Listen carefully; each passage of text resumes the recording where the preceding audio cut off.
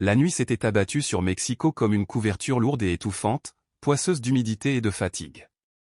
Les néons des taquerias le long de l'avenue insurgente clignotaient d'une lumière malade, se reflétant dans les flaques laissées par l'averse du soir. L'air sentait l'asphalte détrempé, les gaz d'échappement et ce bouquet étonnant de parfums de rue qui compose la respiration nocturne de la capitale. Au volant de son taxi Nissan Sururu de 2005, Victor Hernandez Moral crispait tant ses doigts que ses jointures devenaient blafardes. 54 ans d'existence, dont 23 passés derrière ce même volant, et l'impression de s'user un peu plus à chaque crépuscule. Les rides profondes qui cernaient ses yeux bruns foncés ne trahissaient pas seulement l'âge, mais l'accumulation de désenchantement, de méfiance et d'amertume envers une vie qui semblait décidée à le broyer. La radio grésillait sous les échanges monotones d'autres chauffeurs qui annonçaient leur pare-choc plein, leurs clients généreux, leur bonne nuit. Victor coupa brusquement le son. Entendre les autres parler de chance et de billets faciles était devenu insupportable. 6 heures qu'il sillonnait les artères de la ville, et seulement 3 courses misérables, 350 pesos pour toute une nuit d'usure. De quoi peine couvrir l'essence et la location quotidienne du véhicule. Sa mâchoire se contracta. Ciudad maldita, maugréa-t-il en allumant son 10e cigarette. La fumée âcre se mêla à l'odeur de pain synthétique du désodorisant suspendu au rétroviseur. Son téléphone vibra sur le tableau de bord. Un message de sa fille Daniela. Il n'ouvrit même pas l'écran. Il savait ce qu'il contenait. Toujours les mêmes plaintes, les mêmes reproches. « Papa, j'ai besoin d'argent pour l'école. Papa, maman dit que tu n'as pas payé la pension. Papa, pourquoi tu ne viens jamais nous voir ?» Le mobile atterrit sur le siège passager avec un geste sec, comme si cet objet brûlait sa main. Rocio, son ex-épouse, était partie 8 ans plus tôt avec Daniela qui avait alors 11 ans. Il entendait encore la dernière vérité sangloter, « Je ne peux plus vivre avec un homme rongé par la colère. Tu enseignes à notre fille que la vie n'est que souffrance et rage. » La vie est souffrance, avait-il hurlé. Qui avait-il trompé en affirmant le contraire? Travailler comme un mulet, manquer de tout, rentrer chaque nuit affamé. Quel mensonge aurait-il voulu offrir? Depuis ce jour, il survivait seul dans une chambre minuscule sur les toits de la Colonia Doctor, 28 mètres carrés, un matelas posé au sol, une plaque de cuisson fatiguée et une télévision archaïque qui n'émettait que 3 chaînes chancelantes. Les murs s'effritaient, imprégnés d'humidité, et la nuit venue, les rats galopaient sur les tôles du plafond. Un coup de klaxon insistant derrière lui le fit sursauter. Le feu était passé au vert et Victor, perdu dans le tumulte de ses pensées, n'avait pas avancé. Il démarra brutalement, pestant contre la terre entière. Le moindre détail l'agaçait, les passagers qui discutaient le prix, les policiers en quête de pourboires illicites, les collègues plus chanceux, la pluie qui vidait les trottoirs, la chaleur qui liquéfiait le bitume. La ville entière lui semblait un monstre affamé, conçu pour le dévorer jusqu'au dernier souffle. Autrefois, pourtant, la vie n'avait pas eu cette teinte sombre. Il se souvenait confusément d'un homme plus jeune avec un rêve bruyant, ouvrir un atelier de mécanique, offrir à sa femme un foyer heureux, voir sa petite fille grandir dans le rire et la tendresse.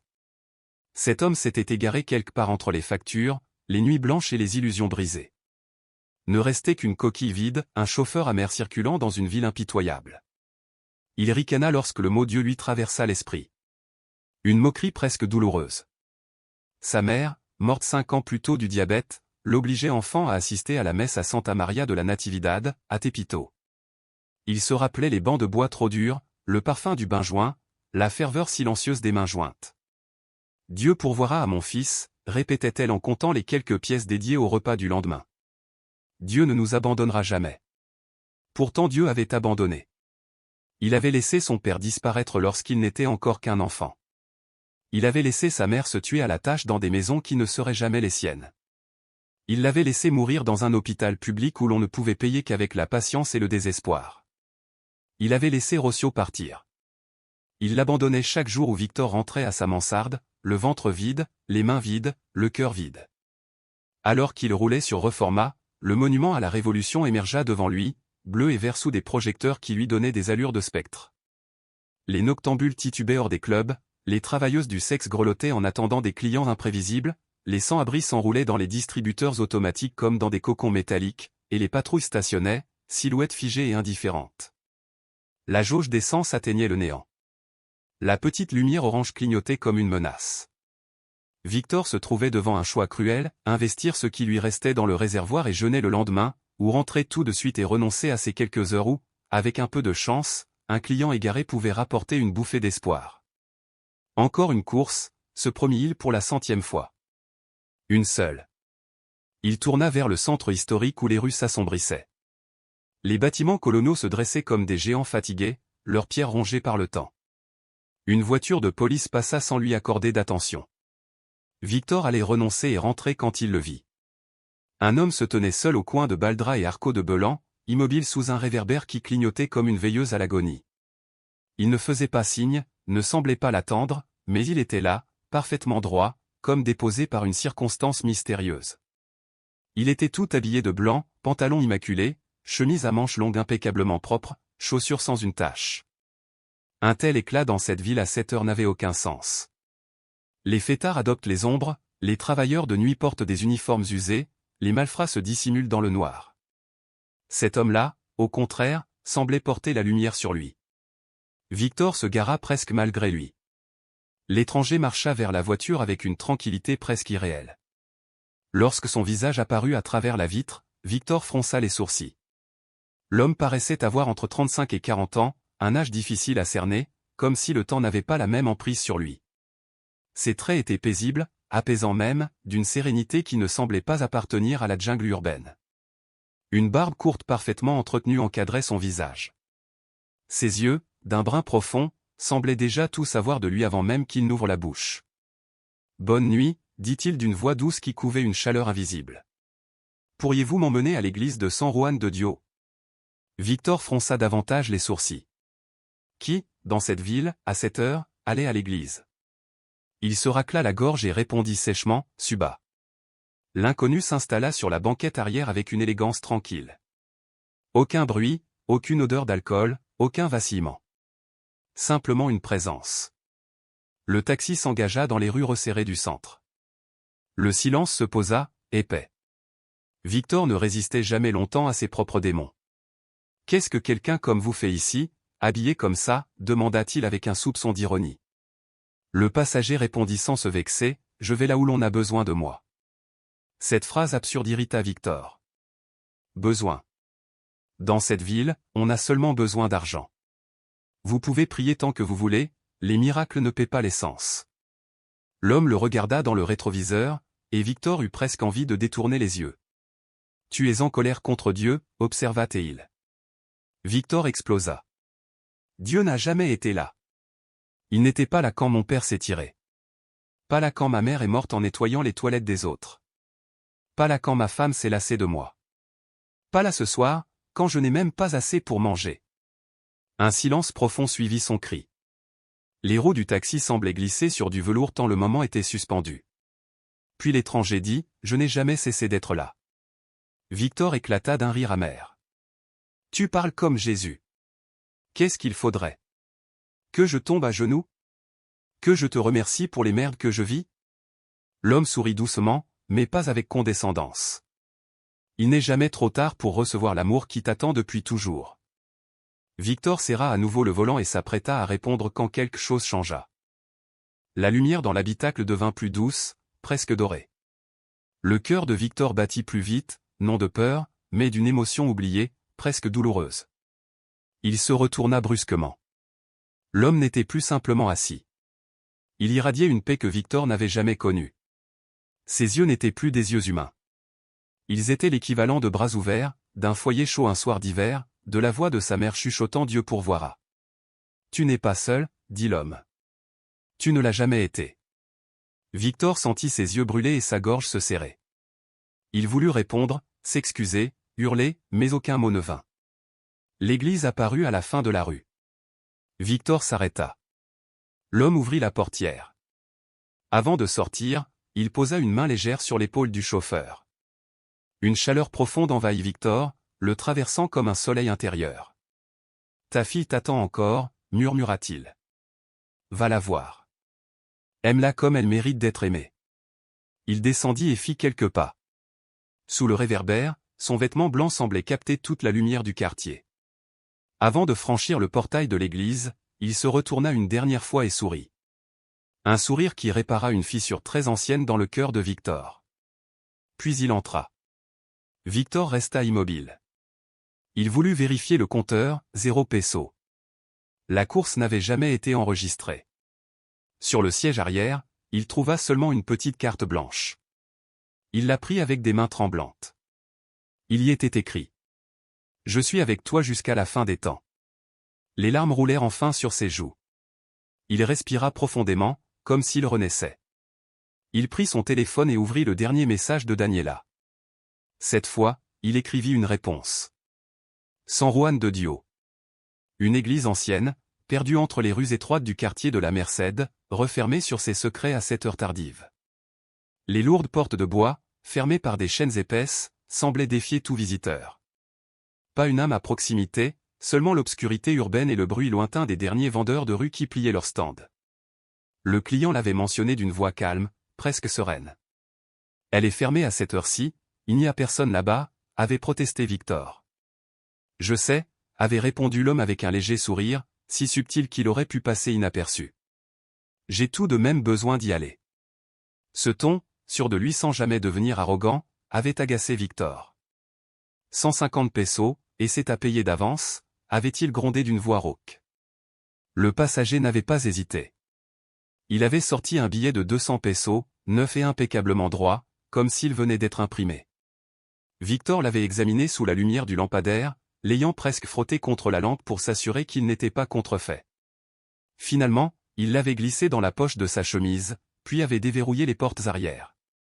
L'étranger s'était installé dans le taxi avec des gestes étonnamment fluides, presque flottants. Aucun craquement du cuir, aucun bruit métallique de serrure. Seulement une porte qui se referma avec la délicatesse d'un souffle. Après avoir lâché l'embrayage, Victor avait pris la direction de l'est, vers les ruelles enchevêtrées de la Merced. Habituellement, Victor appréciait le silence. Les passagers, souvent absorbés par leur téléphone, étaient des ombres muettes qui entraient et sortaient de sa vie sans laisser de traces. Pourtant, ce silence-là était différent, lourd, dense, presque palpable. Il semblait chargé d'une attente sourde, comme si le monde retenait sa respiration.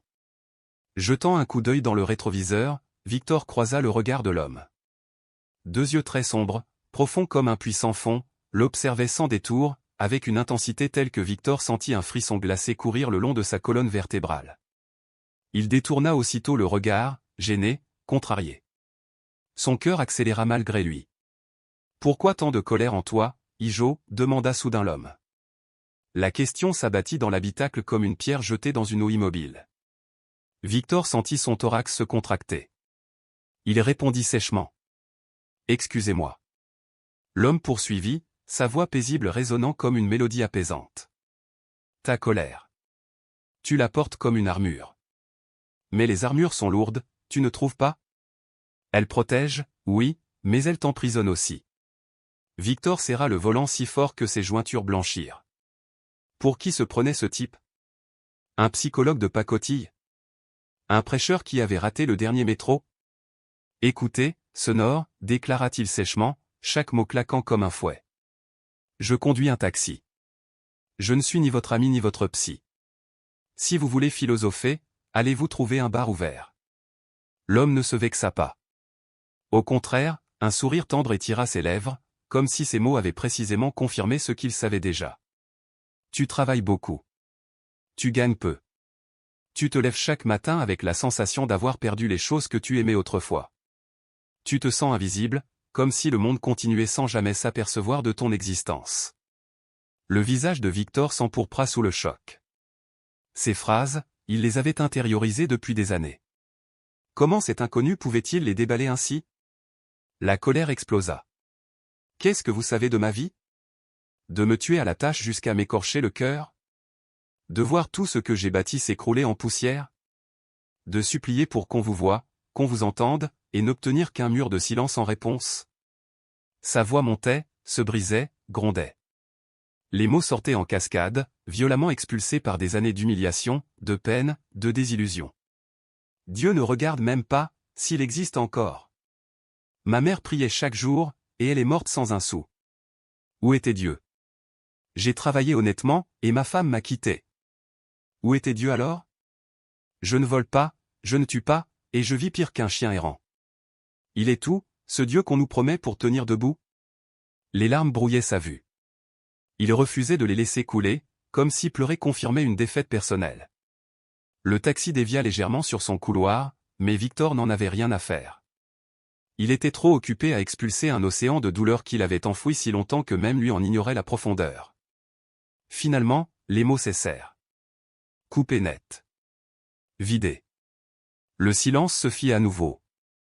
Un silence brutal, écrasant, où seul le souffle saccadé du chauffeur résonnait. L'homme finit par parler, la voix plus douce encore que tout à l'heure. Il te regarde plus que tu ne le crois. Quelque chose en Victor se fissura. Une douleur vive, aussi fragile qu'une cicatrice à peine formée. Les larmes jaillirent enfin. Il les essuya brutalement du revers de la main, honteux de s'exposer ainsi. Le taxi s'arrêta devant l'église de San Juan de Dios. Dans l'obscurité, le bâtiment se dressait majestueusement, avec ses pierres anciennes battues par le temps. Les rues alentour étaient désertes. La ville au loin semblait appartenir à un autre univers. Le taximètre affichait 140 pesos. Victor sortit le billet froissé de sa poche et se retourna pour faire le change, mais le passager venait déjà d'entrouvrir la porte. Garde la monnaie. Tu en as plus besoin que moi. Le ton ne portait ni pitié ni condescendance, seulement une certitude calme. Avant de sortir, l'homme posa quelque chose sur le siège arrière. Victor ne distingua pas l'objet dans l'obscurité. Puis l'étranger prononça son nom. Victor Hernandez Moral. Le monde s'arrêta. Victor n'avait pas donné son nom. Encore moins son nom complet. Il sentit un souffle glacé se déployer dans sa poitrine. Tous les chemins ne sont pas droits. Pourtant, ils peuvent toujours te ramener chez toi. La colère n'est que la peur déguisée. Et la peur, l'absence de foi. La voix de Victor n'était presque plus qu'un souffle. Comment connaissez-vous mon nom? L'homme sourit. Une lumière subtile sembla irradier de son visage, comme si l'aube se levait à travers sa peau. Une lueur douce, irréelle, qui dura moins qu'un battement de cœur. Parce que tu n'as jamais été seul. Pas même une seule nuit. Il referma la porte. Lentement. Sans un bruit. Puis se dirigea vers l'église. Vidéo irréelle fixée dans les yeux de Victor, l'homme posa sa main sur la porte close et disparut. Comme une bougie qui s'éteint. Comme si son corps s'était dissous dans l'air nocturne. Pas de détour, pas d'ouverture, pas d'espace par où passer. Impossible. Pris de panique, Victor sortit du taxi, le froid de la nuit mordant ses joues brûlantes. Il courut jusqu'à la porte de l'église, la frappa du poing. Les chaînes étaient toujours en place, solides. Il tenta d'apercevoir quelque chose par les fenêtres grillagées, obscurité totale. Silence absolu. Sonore. Où êtes-vous? Cria-t-il. Seul l'écho de sa propre voix répondit, rebondissant sur les murs de pierre comme un spectre moqueur.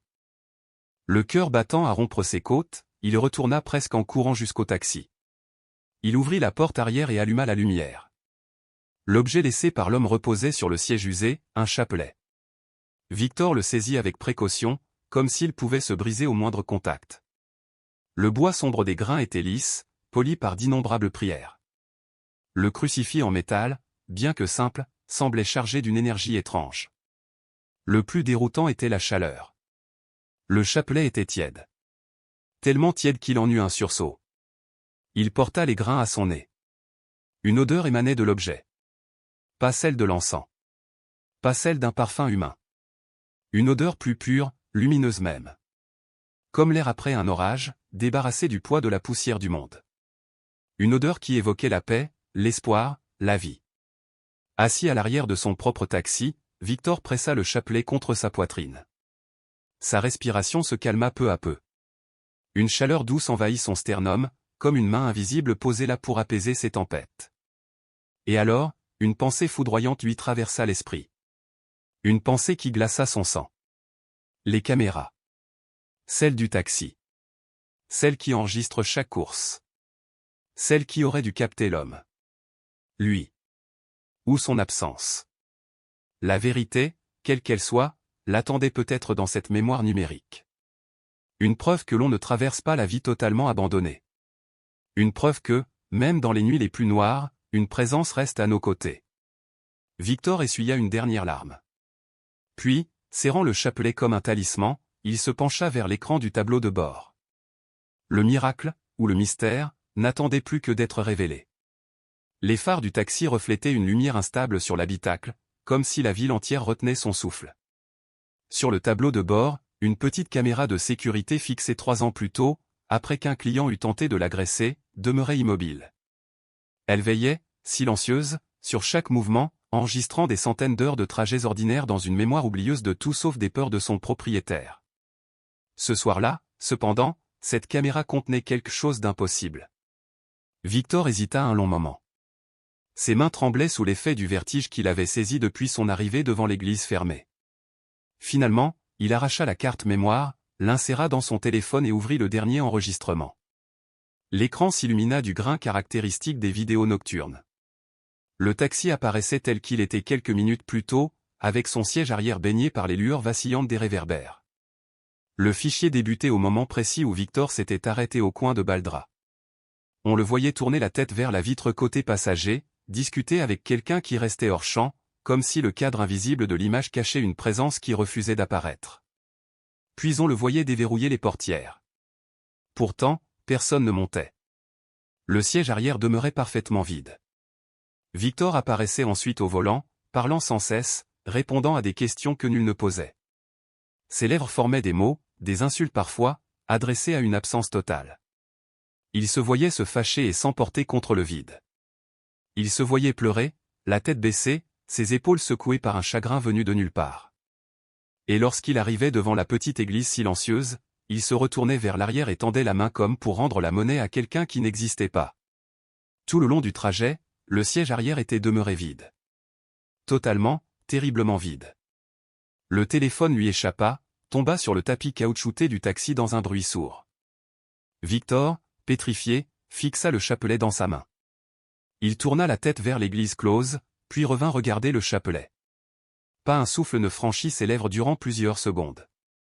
Puis, presque sans voix, il murmura. Non. Ce n'est pas possible. Pourtant, au fond de son cœur, dans cette partie secrète de lui qu'il avait ensevelie depuis une vingtaine d'années sous le cynisme et la rancœur, une étincelle remuait. Minuscule, mais tenace. Une graine d'espoir aussi petite qu'un grain de moutarde. Assis dans son vieux taxi décrépit, au milieu du cœur palpitant mais indifférent de Mexico, Victor Hernandez Moral, 54 ans, amertume chevillée au corps, tenait entre ses doigts un chapelet qui n'aurait jamais dû exister. Il avait été oublié par un passager que la caméra ne montrait pas, un passager vêtu de blanc, un passager qui lui avait parlé comme s'il le connaissait depuis toujours. Pour la première fois depuis des décennies, Victor pria. Ce ne fut pas une belle prière, encore moins une prière doctrinale. Aucune formule, aucune référence biblique. Juste un souffle brisé. Si c'était toi, si tu étais vraiment toi, pardonne-moi. Pardonne-moi pour tout. La nuit resta muette. Les bruits de la ville couvrirent sa supplication sans même l'entendre. Les voitures continuaient leur balai, les chiens aboyaient au loin, l'existence humaine poursuivait sa course indifférente. Quelque chose, pourtant, venait de se fissurer en lui. La carapace de rage et de solitude qui entourait son cœur s'écaillait pour la première fois depuis si longtemps. Par cette brèche étroite, une lumière timide commençait à pénétrer. Victor accrocha lentement le chapelet au rétroviseur, à côté du désodorisant en forme de pain qui pendait là depuis des mois. Les perles de bois luisaient doucement dans l'obscurité urbaine. Il mit le contact. Le moteur toussa, vibra, octa avant de céder enfin. Il devait rentrer dans sa chambre sur le toit.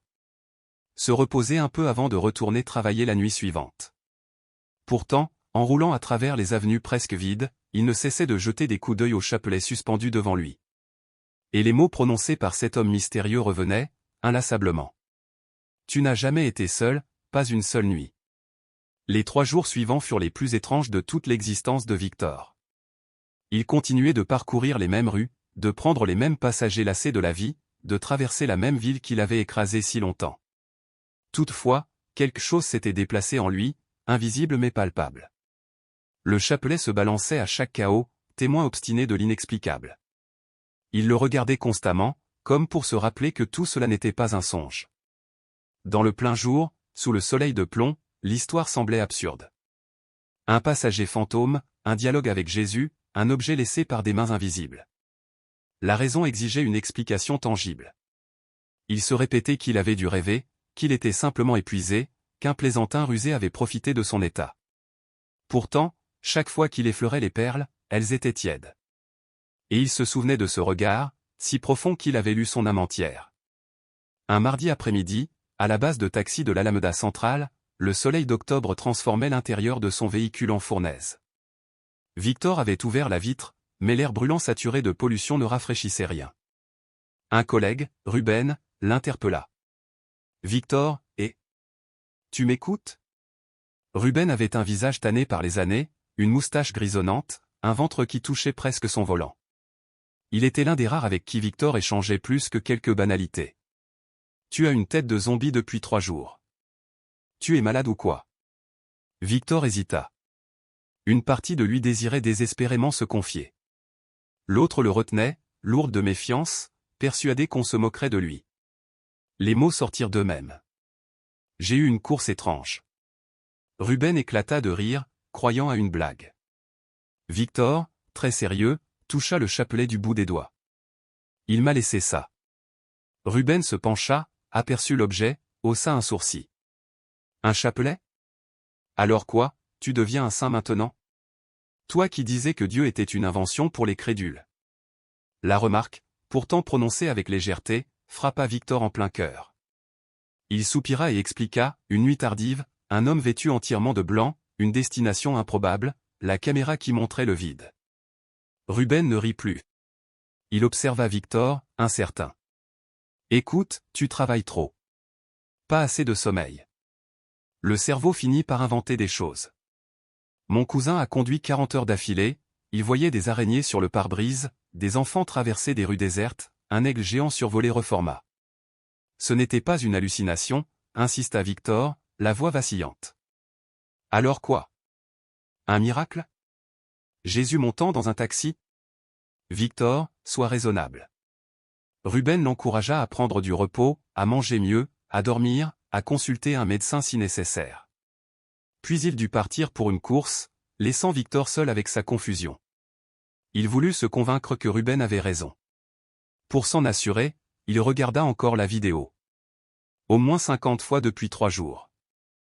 Toujours la même scène, son propre visage tourné vers un visiteur invisible. Pourtant, le chapelet restait là, tangible, chaud dans sa main. Ce soir-là, il rentra plus tôt. 10 heures à peine sonnées. Avec seulement 580 pesos gagnés. Sa petite chambre laissait un parfum de moisi et de solitude. Un matelas à même le sol, un ampoule nue, un évier rempli de vaisselle sale. Par la fenêtre minuscule, on apercevait du linge suspendu dans une cour sombre. Rien n'inspirait la paix. Il s'assit, exténué non par les kilomètres avalés, mais par le poids du doute. Il sortit le chapelet, qu'il avait gardé sur lui toute la journée. Le contempla longuement. Les perles, toutes différentes, semblaient sculptées à la main. Le crucifix portait de minuscules symboles gravés, appartenant à une langue inconnue. « Si c'était toi, donne-moi un signe. N'importe lequel. Parce que je ne sais plus quoi penser. » Le silence répondit, vaste et indifférent. La ville, elle, ne s'arrêtait jamais, sirène lointaine, musique étouffée à travers les murs, klaxons impatients, la rumeur inlassable des nuits mexicaines. Victor attendit. Il ne savait pas ce qu'il attendait vraiment. Un nouveau miracle. Une voix surgissant de nulle part. Le chapelet qui s'illuminerait dans sa main. Rien ne se passa. Pourtant, son regard ne quitta pas l'objet. Et, malgré l'absence de signes visibles, quelque chose dans sa poitrine recommençait à vivre. Une conviction fragile, encore balbutiante, mais bien présente. Ce qu'il avait vécu ne pouvait pas être seulement le fruit de la fatigue. Sous les lumières grises de la ville, Victor Hernandez Moral se retrouva pour la première fois depuis longtemps face à une vérité à peine née, peut-être que Dieu ne l'avait jamais abandonné. Peut-être que, même dans les nuits les plus sombres, il n'avait jamais été vraiment seul. La déception le golpéa avec la brutalité d'un poing invisible, précis, implacable. Rien ne s'était produit. Aucun milagro, aucune sonale divine, aucun éclat de lumière venu d'ailleurs. Bien sûr que rien n'était arrivé. Ce n'était que le poids de l'épuisement, une fatigue écrasante qui distordait la pensée. Son esprit saturé, bousculé par des années de frustration, avait inventé des échappatoires, un récit consolateur pour fuir une existence misérable. Quelle folie! Quelle naïveté! Idiota, murmura-t-il contre ses propres dents serrées, avec une amertume corrosive. Idiota! D'un geste sec, presque violent, Victor laissa tomber le chapelet sur le vieux matelas qui grinça sous son poids. Il se tourna brusquement, offrant son dos à l'objet qu'il avait cru miraculeux, à cette illusion qu'il avait laissé grandir dans sa poitrine comme une fleur avide de lumière. Il pressa les yeux fermés avec une force désespérée, tentant de chasser le vacarme incessant de la ville, les klaxons lointains, les radios qui résonnaient dans les rues, ainsi que les pensées qui tournaient sur elles-mêmes, en spirale, comme un animal piégé. Et surtout, il voulait étouffer cette minuscule espérance ridicule qui avait germé et qui maintenant se desséchait, flétrie par le désenchantement. Il sombra dans le sommeil sans même s'en rendre compte, submergé par une fatigue plus profonde que le corps. Une lassitude de l'âme. Et il rêva. Ce n'était pas un rêve comme les autres. Pas une mosaïque incohérente de souvenirs mélangés, pas un bal de symboles illogiques et de contradictions. Pas un vacillement de l'inconscient. Victor sut immédiatement que ce rêve obéissait à une autre nature, une autre densité. C'était net, clair, palpable. Plus réel que le réel. Il se tenait debout dans une rue qu'il reconnut aussitôt, Tépito, le barrio de son enfance. Toutefois, ce n'était pas le Tépito d'aujourd'hui, celui où grouillaient les marchés illégaux et les regards menaçants. C'était le Tépito d'il y avait plus de 40 ans. Celui des rues encore terreuses, des maisons basses serrées les unes contre les autres, avec leurs patios partagés où circulait la vie. Des cordes à linge tiraient leurs arcs entre les fenêtres, vêtements et draps dansant au vent comme des drapeaux domestiques. Et là, sur un banc de bois placé devant une maison qu'il identifia sans hésiter comme la sienne, une femme était assise. Sa mère. Maria Guadalupe Morale. Pas la mère malade que la pauvreté et la diabète avaient consumée lentement jusqu'à l'extinction. Pas le corps diminué, cassé par le travail domestique et les soucis quotidiens. Non. C'était la jeune femme qu'il avait connue lorsqu'il était un ino, cheveux noirs relevés en un chignon simple, son delantal fleuri préféré attaché à la taille, une énergie douce rayonnant tout autour d'elle. Elle avait les mains occupées, même si Victor ne parvenait pas encore à distinguer ce qu'elle tenait. « Mama » souffla-t-il, et sa voix se brisa en un sanglot contenu. Elle leva le visage et lui offrit un sourire. Un sourire qu'il avait oublié avec le temps. Il en ressentit l'impact comme une caresse chaude et familière. C'était ce sourire qui sentait le pan recién ornéado et la tendresse des berceuses chuchotées tard dans la nuit. « Mi hijo » prononça-t-elle avec douceur. « Que bueno que vienne. Siéntate conmigo. » Victor avança comme hypnotisé. Il s'assit près d'elle. Il percevait son parfum discret, une fragrance de violette bon marché qu'elle mettait les dimanches avant la messe. Il sentait la chaleur réelle de son corps, la sécurité ancienne qui renaissait autour d'elle. Son regard glissa alors vers ses mains, et il vit ce qu'elle tenait, un rosario. Exactement pareil à celui que lui avait donné l'homme étrange du taxi. Ce chapelet, expliqua sa mère, en faisant glisser les grains entre ses doigts, Mahabula me l'a offert lorsque j'avais 15 ans. Elle me disait toujours, Maria, les grains ne sont que du bois, mais les prières sont des ponts. Des ponts entre le ciel et la terre, entre l'âme et Dieu. Victor déglutit difficilement. Mama. Yo no sé si esto es real. Je ne sais pas si cet homme dans le taxi était réel. Je ne sais pas comment penser à tout cela. Elle cessa de faire défiler les grains et plongea son regard dans le sien. Ses yeux couleur café, les mêmes que ceux de Victor, brillaient d'une lumière douce qui semblait venir de plus loin que ce rêve. Te recuerda, hijo, cuando tenías 7 años y que tu papa se fut? Il hocha la tête, le cœur pris dans un étau terrible. Cette nuit-là, lorsque j'ai entendu la porte se fermer et que j'ai compris qu'il ne reviendrait pas, je suis tombé à genoux dans la cuisine et aucune prière ne voulait sortir. Pas un mot. Juste des larmes. Elle reprit doucement le chapelet. Pourtant, j'ai commencé à passer les grains, uno à uno. Et Dieu écoutait ce que je n'arrivais pas à dire. Victor inspira une grande bouffée d'air tremblant. Pourquoi m'a-t-il abandonné, Mama? Pourquoi Dieu t'a laissé souffrir sans répit? Pourquoi as-tu travaillé jusqu'à t'en tuer, et pourquoi es-tu parti sin nada? Sa mère eut un sourire serein, presque lumineux. Hijo mio. Je ne suis pas morte sans rien. Je suis morte avec la fée bien ancrée. Je suis morte en sachant que je m'étais battue pour toi, chaque jour. Je suis morte en me sachant sostenida par Dieu, même lorsque je ne ressentais plus sa présence. Sinon, crois-tu vraiment que j'aurais pu t'élever, t'offrir un toit, de quoi manger, t'envoyer à l'école? Il pleura silencieusement. Il ne comprenait pas cette force qui avait été la sienne. Tu as souffert tant de fois. Elle hocha la tête, toujours souriante. Souffrir ne signifie pas être abandonné. Ressus mismo sufrio. Il a pleuré, il a ressenti l'angoisse et la solitude, il a crié, Dio mio, porque me has abandonado. Et pourtant, il ne l'était pas. Il ne l'a jamais été. Et toi non plus. Un frisson lui parcourut l'échine, tandis que ses larmes s'échappaient librement. No sé cómo créer, mama. Tout est si difficile. Elle saisit ses mains avec une tendresse infinie. Ses mains étaient solides, réelles, rassurantes. La foi n'est pas l'absence de doute. La foi consiste à avancer malgré le doute. La foi, c'est prier même lorsque tu ne sais pas si quelqu'un écoute. C'est te lever encore un matin, même lorsque tu ne vois aucun sens à tout cela. Elle posa le chapelet dans ses paumes. C'est comme marcher dans la brume. Tu ne vois pas la destination, mais tu vois le prochain pas. Et cela suffit. Il examina l'objet dans ses mains. Le même bois, le même petit crucifix de métal aux gravures minuscules. Ce chapelet a traversé 4 générations. Mon arrière-grand-mère l'a transmis à ma grand-mère. Ma grand-mère me l'a confié. Et moi, je voulais te le donner lorsque tu serais prêt. Mais je suis parti trop tôt. Ses yeux s'embuèrent de larmes. Alors lui l'a conservé pour toi.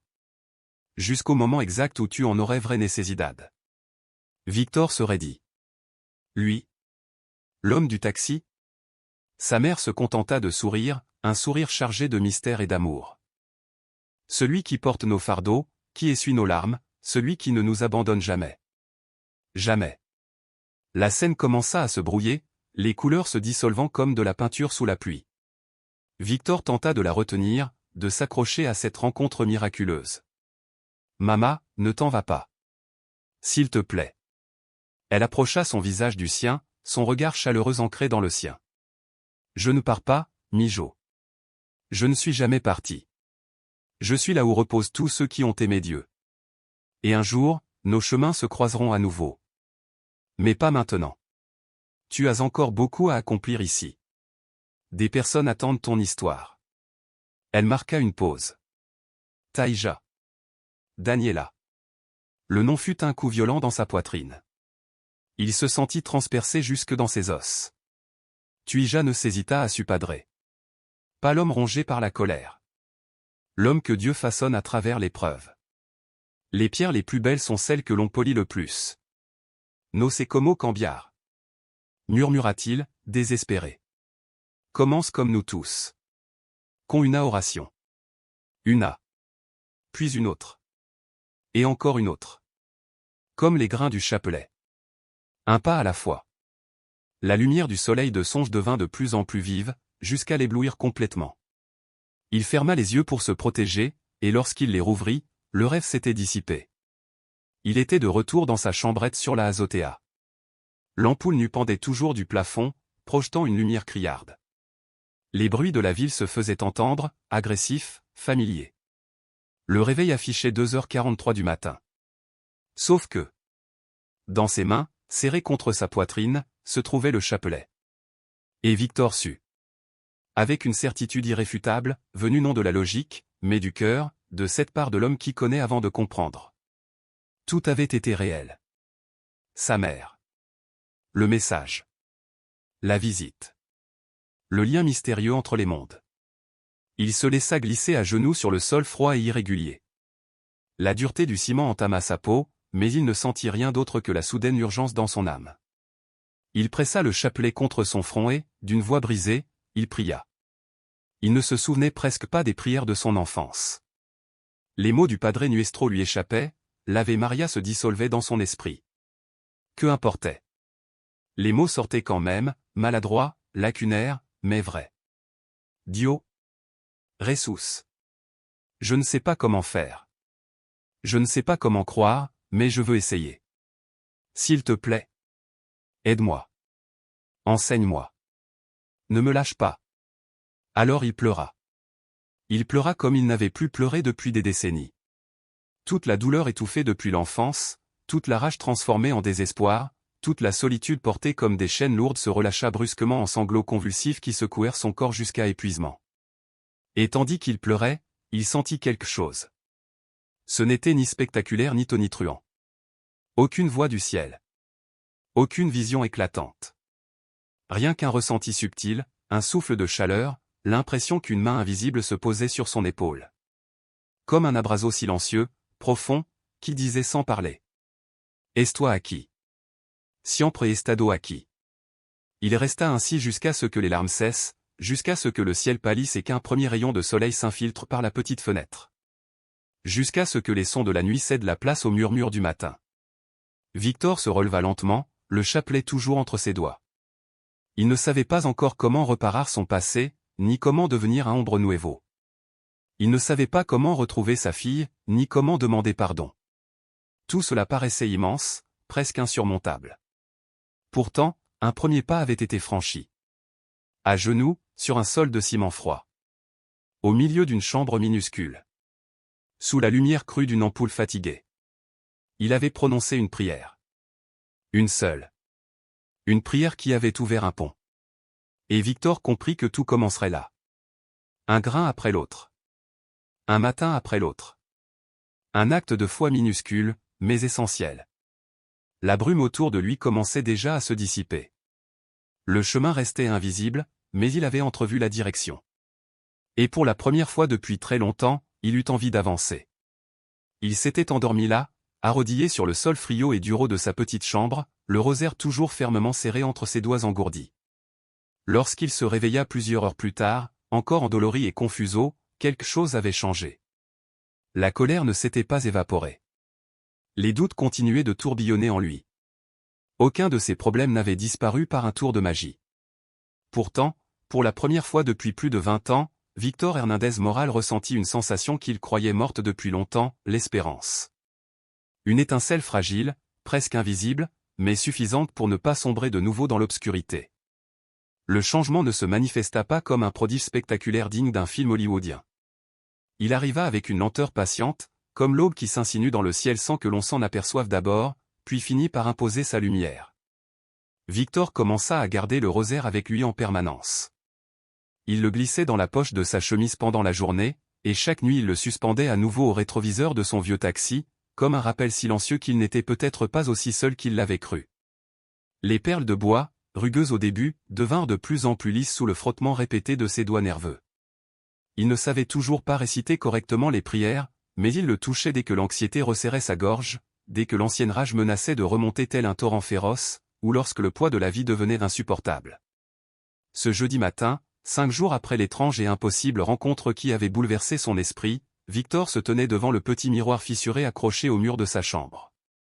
Il se rasait maladroitement à l'eau froide avec une lame jetable qui irritait sa peau.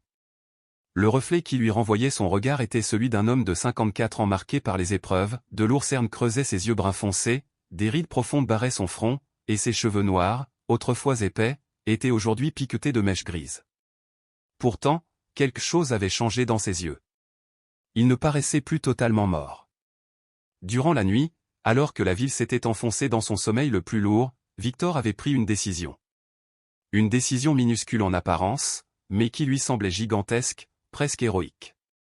Il allait téléphoner à sa fille. Il ne l'avait pas vue en face depuis 8 mois.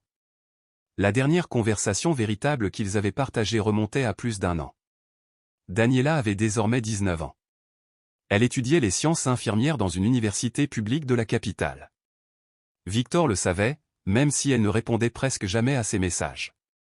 Lui lisait chacun des siens. Il connaissait son emploi du temps parce qu'elle l'avait mentionné dans un court texte 3 mois plus tôt. Il savait qu'elle travaillait les week-ends dans un café près de l'université pour financer ses cours.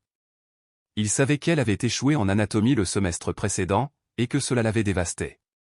Il savait tout cela parce que, malgré la colère, malgré la honte et malgré ses échecs en tant que père, il ne l'avait jamais vraiment quitté des yeux. Même à distance. Même dans le silence glacial qu'il avait érigé comme barrière. Les mains tremblantes, Victor attrapa son téléphone. Il ouvrit WhatsApp. Là, sur l'écran, apparut la photo de profil de Daniela, une jeune femme magnifique, avec les longs cheveux châtains hérités de sa mère, le même regard brun que celui de Victor, un sourire tendre sur les lèvres, posant dans un parc qu'il n'avait jamais vu. Le dernier message de Daniela datait de 17 jours. « Papa, j'ai besoin de 500 pesos pour un livre de l'école. Tu peux m'aider ?» Il l'avait vu. Il avait même l'argent. Il n'avait pas répondu. Pourquoi? Il n'était plus capable de retrouver une raison précise. Son orgueil, sa honte peut-être. Ou la peur, celle qui l'empêchait de faire face à tout ce qu'il avait brisé. Victor commença à écrire. Effaça. Recommença. Effaça encore. Que dire? Comment expliquer des années d'absence émotionnelle, de distance, de gestes manqués? Finalement, il opta pour la vérité dépouillée, maladroite, mais sincère. Daniela, pardonne-moi de ne pas avoir répondu plus tôt. Puis-je te voir? J'ai besoin de te parler. Je t'aime. Son doigt tremblait tellement qu'il lui fallut 3 tentatives pour appuyer sur le bouton « Envoyer ». Le message apparut enfin à l'écran, marqué d'une seule petite coche grise « Envoyé ».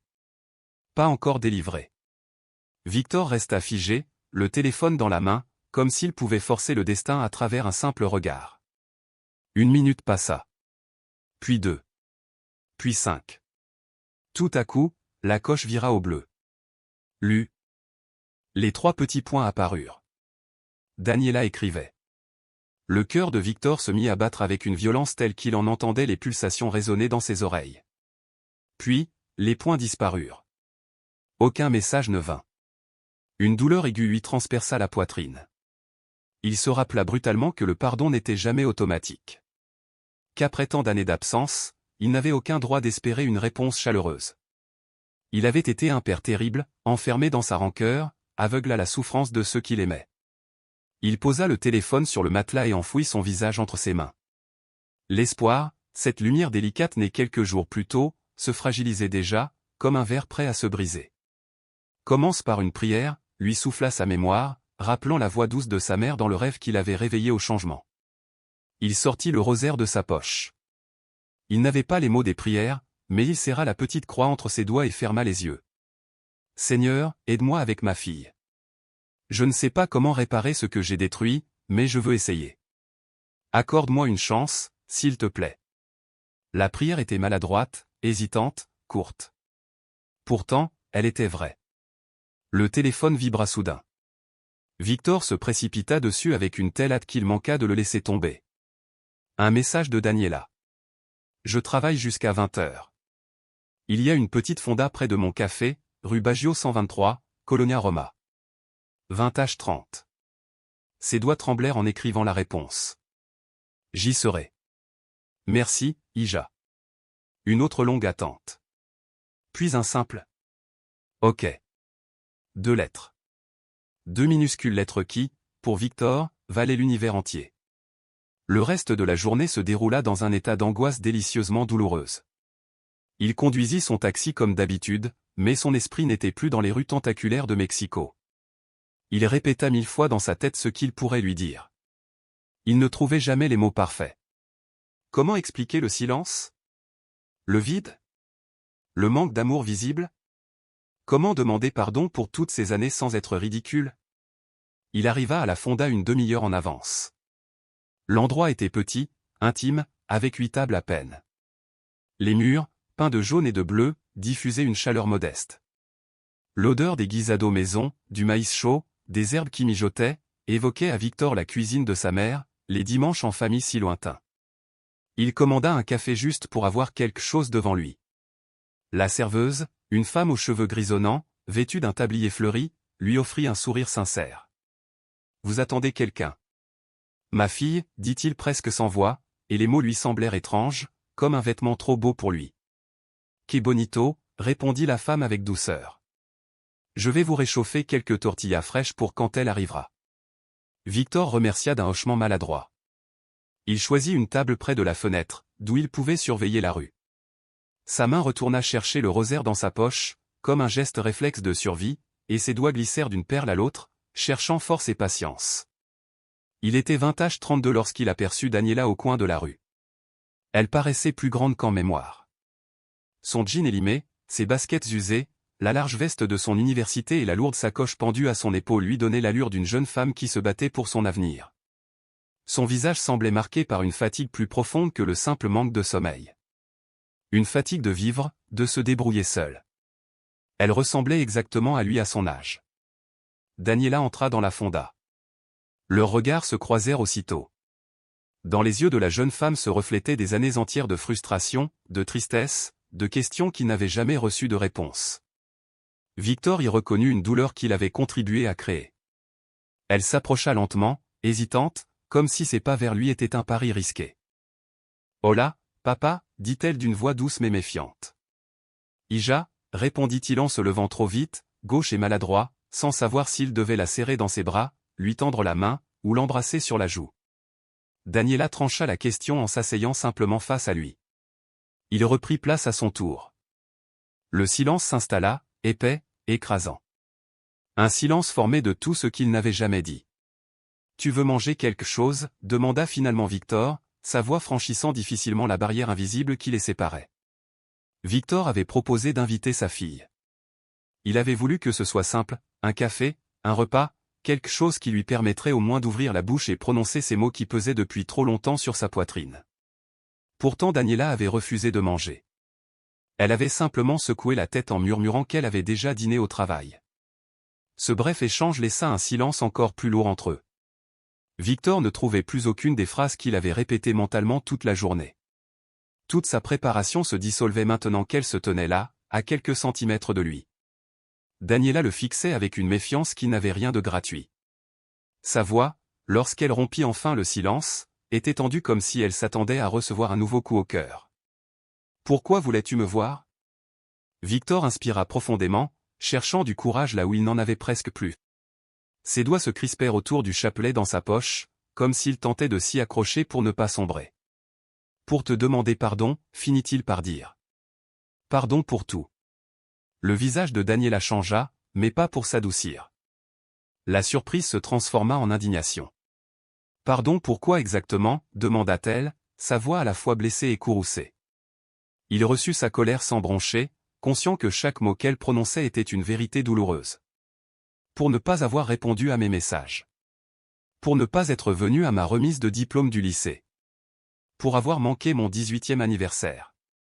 Pour me faire sentir que je ne comptais pas. Il ne tenta pas de se défendre. Oui, tout cela était vrai. Elle continua, et chaque phrase était comme un poignard qu'elle enfonçait avec raison dans la cuirasse qu'il avait forgée au fil des années. Pour avoir été un père absent, même quand tu vivais encore avec nous, pour être toujours en colère, pour m'avoir fait croire que le monde ne contenait que de l'amertume, pour ne jamais m'avoir montré que tu m'aimais, alors que tu prétends l'avoir fait. Les larmes jaillirent des yeux de Daniela, mais sa voix resta solide. Tu sais combien de fois je t'ai appelé ? Combien de fois je t'ai écrit ? Combien de fois j'ai espéré que tu serais là pour moi ? Victor hocha la tête, mais elle l'arrêta sèchement. Non. Tu ne sais pas. Tu n'as aucune idée de ce que ça fait d'avoir un père vivant qui se comporte comme si tu n'existais pas. Ça aurait sans doute été plus simple si tu étais mort comme mon grand-père. Au moins j'aurais eu une explication. Victor sentit enfin ses propres larmes couler, et n'eut pas la moindre volonté de les retenir. Tu as raison. J'ai été un lâche. Je me suis caché derrière ma rage parce que c'était plus facile que d'affronter mon échec complet, comme père, comme mari, comme homme. Daniela essuya ses joues avec un geste irrité, comme si pleurer l'humiliait plus encore. Alors pourquoi maintenant ? Qu'est-ce qui a changé ? Victor se retrouva presque sans voix. Comment expliquer quelque chose qu'il ne comprenait pas lui-même ? Comment raconter une rencontre qui défiait toute logique, un passager impossible, un chapelet qui ne devait plus exister ? Il se lança malgré tout, maladroitement. Il y a quelques jours, il m'est arrivé quelque chose. J'ai réalisé que j'avais vécu ces 20 dernières années comme un mort. Que ma colère contre Dieu, contre la vie, contre tout, me détruisait. Elle me coupait des seules choses qui valaient encore la peine, comme toi. Il sortit le chapelet de sa poche et le posa sur la table entre eux. Les grains de bois brillaient sous la lumière artificielle du restaurant populaire. J'ai eu un passager. Un homme tout de blanc vêtu. Il connaissait mon nom complet sans que je le lui dise. Il a parlé de choses qu'il ne pouvait tout simplement pas savoir. Il m'a donné ce chapelet avant de disparaître. Quand j'ai vérifié les caméras du taxi, l'arrière était vide. Il n'y avait jamais eu personne. Daniela observa l'objet, puis son père, puis l'objet encore. Tu veux me dire que tu as vu? Je ne sais pas ce que j'ai vu, la coupa-t-il. Peut-être que c'était un miracle. Peut-être que c'était mon esprit qui me jouait un tour. Ce que je sais, c'est que cet événement m'a changé. Il m'a fait comprendre tout ce que j'avais gâché. Et il m'a donné une raison de me battre, surtout pour toi. Elle prit le chapelet. Ses doigts glissèrent lentement sur le bois poli. Ma grand-mère avait un chapelet exactement comme celui-ci. Je jouais avec quand j'étais petite. Elle le gardait toujours dans son sac. Victor déglutit. C'était le sien. Je n'arrive pas à expliquer comment, mais il m'est revenu. Un nouveau silence se posa, dense, mais apaisé. Daniela baissa les yeux et murmura enfin. Je ne peux pas te pardonner si vite. Tu m'as fait trop de mal. Certaines blessures prennent du temps à guérir.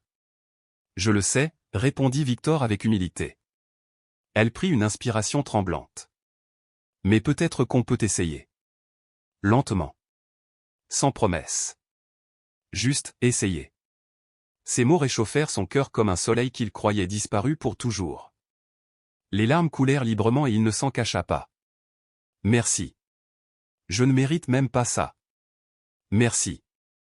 Elle lui rendit le chapelet, mais retint sa main un bref instant. Une brève pression, un contact minuscule, mais pour lui c'était comme si un gouffre s'était refermé. Ils parlèrent ensuite pendant 1 heure. De choses simples. De ses études, de son travail, de son rêve d'aider les personnes âgées dans un hôpital. Victor lui parla de la ville la nuit, des silhouettes étranges qu'il transportait parfois dans son taxi. La serveuse leur apporta du café et du pain sucré, en glissant, c'est pour la maison. Pour le père et la fille. Ce geste acheva de transformer la soirée. Ils sortirent presque à 11 heures. Il insista pour la raccompagner chez elle. Sur la route, le regard de Daniela se posa sur le chapelet suspendu au rétroviseur. Tu le gardes toujours avec toi. Je ne m'en sépare pas. C'est mon rappel que peut-être, tout n'est pas perdu. Arrivée devant son immeuble, elle se pencha à la fenêtre avant de partir. Il y a une messe dimanche, à 11 heures. Si tu veux venir. Ce n'est pas la même église que ma mère fréquente. J'y vais parfois. Il sentit son cœur se gonfler douloureusement. Tu veux que je vienne? Elle esquissa son premier sourire de la soirée, fragile mais vrai. Oui. Je veux que tu viennes. J'y serai. Je te le jure. Il attendit que la lumière de son appartement s'allume au 3e étage avant de redémarrer. Il pleura encore sur le chemin du retour, mais cette fois des larmes de gratitude et de soulagement. Arrivé dans sa chambre sous les toits, minuscule, froide et humide, il la trouva moins misérable. Il avait une raison de se lever le dimanche matin. Le jour venu, un ciel gris couvrait Mexico. Victor s'éveilla bien avant la sonnerie du réveil. Il passa sous l'eau glacée sans se plaindre, se rasa soigneusement, choisit la moins froissée de ses 3 chemises et le pantalon qu'il avait réussi à laver la veille. Ce n'était pas grand-chose, mais c'était son meilleur. Il plaça le chapelet contre son cœur en murmurant une prière simple. Aide-moi. Fais que je ne gâche pas cette chance. Il sortit à 9h30 et arriva tôt devant l'église. La paroisse de Nuestra Sonora del Rosario se dressait, majestueuse avec ses vitraux colorés et ses 2 flèches pointant vers le ciel. Voir le mot « Rosario » sur la façade le fit sourire malgré lui. Peut-être n'était-ce pas un hasard. Il observa les familles, les couples âgés, les enfants qui jouaient, les jeunes connectés à leur téléphone. Il resta immobile, raide, ne sachant plus très bien comment on entre dans une église quand on a oublié comment prier. Une voix douce le tira de sa paralysie. « Vous allez entrer, Joven ?» La suite de cette histoire commençait là, dans une hésitation encore empreinte de peur, mais éclairée par une lumière nouvelle, l'espoir fragile mais réel d'un père qui tenta enfin de redevenir digne du mot « papa ». La femme était âgée, peut-être 75 ans, avec des cheveux blanc-neige soigneusement coiffés et un élégant vêtement fleuri qui portait le parfum rassurant d'une maison aimée. Une douceur lumineuse animait son sourire et ses yeux bleus étincelaient avec une clarté presque juvénile. « Je ne sais pas » avoua Victor d'une voix troublée. « Cela fait tellement longtemps que je ne viens plus ici. » La vieille dame posa son regard sur lui avec une bienveillance enveloppante. Alors, mon fils, c'est comme revenir chez soi après un long voyage, murmura-t-elle. La maison n'a jamais disparu. Elle vous attendait, simplement. Elle glissa sa main sous son bras, avec une familiarité naturelle, comme si elle avait toujours été là à ses côtés, et le guida doucement à l'intérieur. La vision de l'église le submergea aussitôt, comme une vague puissante. La voûte s'élevait en un arc majestueux, peinte de fresques où des anges et des saints semblaient flotter dans une éternelle ascension. Les bancs de bois polis reflétaient la lumière des cierges qui crépitaient le long des autels latéraux. L'air était chargé d'encens et du parfum délicat des bouquets qui garnissaient le chœur. Plus haut, dans l'abside, le Christ en croix le fixait avec des yeux qui paraissaient lire directement dans les profondeurs de son âme. Victor eut le souffle coupé, ses jambes se firent faibles. Respirez, souffla la dame à son oreille. Il n'a jamais été en colère contre vous. Jamais.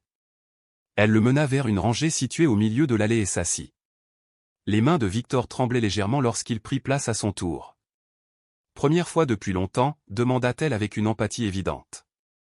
Il acquiesça simplement, incapable d'articuler quoi que ce soit. Je comprends, répondit-elle. Moi aussi, je suis resté loin pendant 32 ans. Mon fils est mort dans un accident. J'ai tant crié ma colère contre Dieu que je m'étais juré de ne plus jamais entrer dans une église.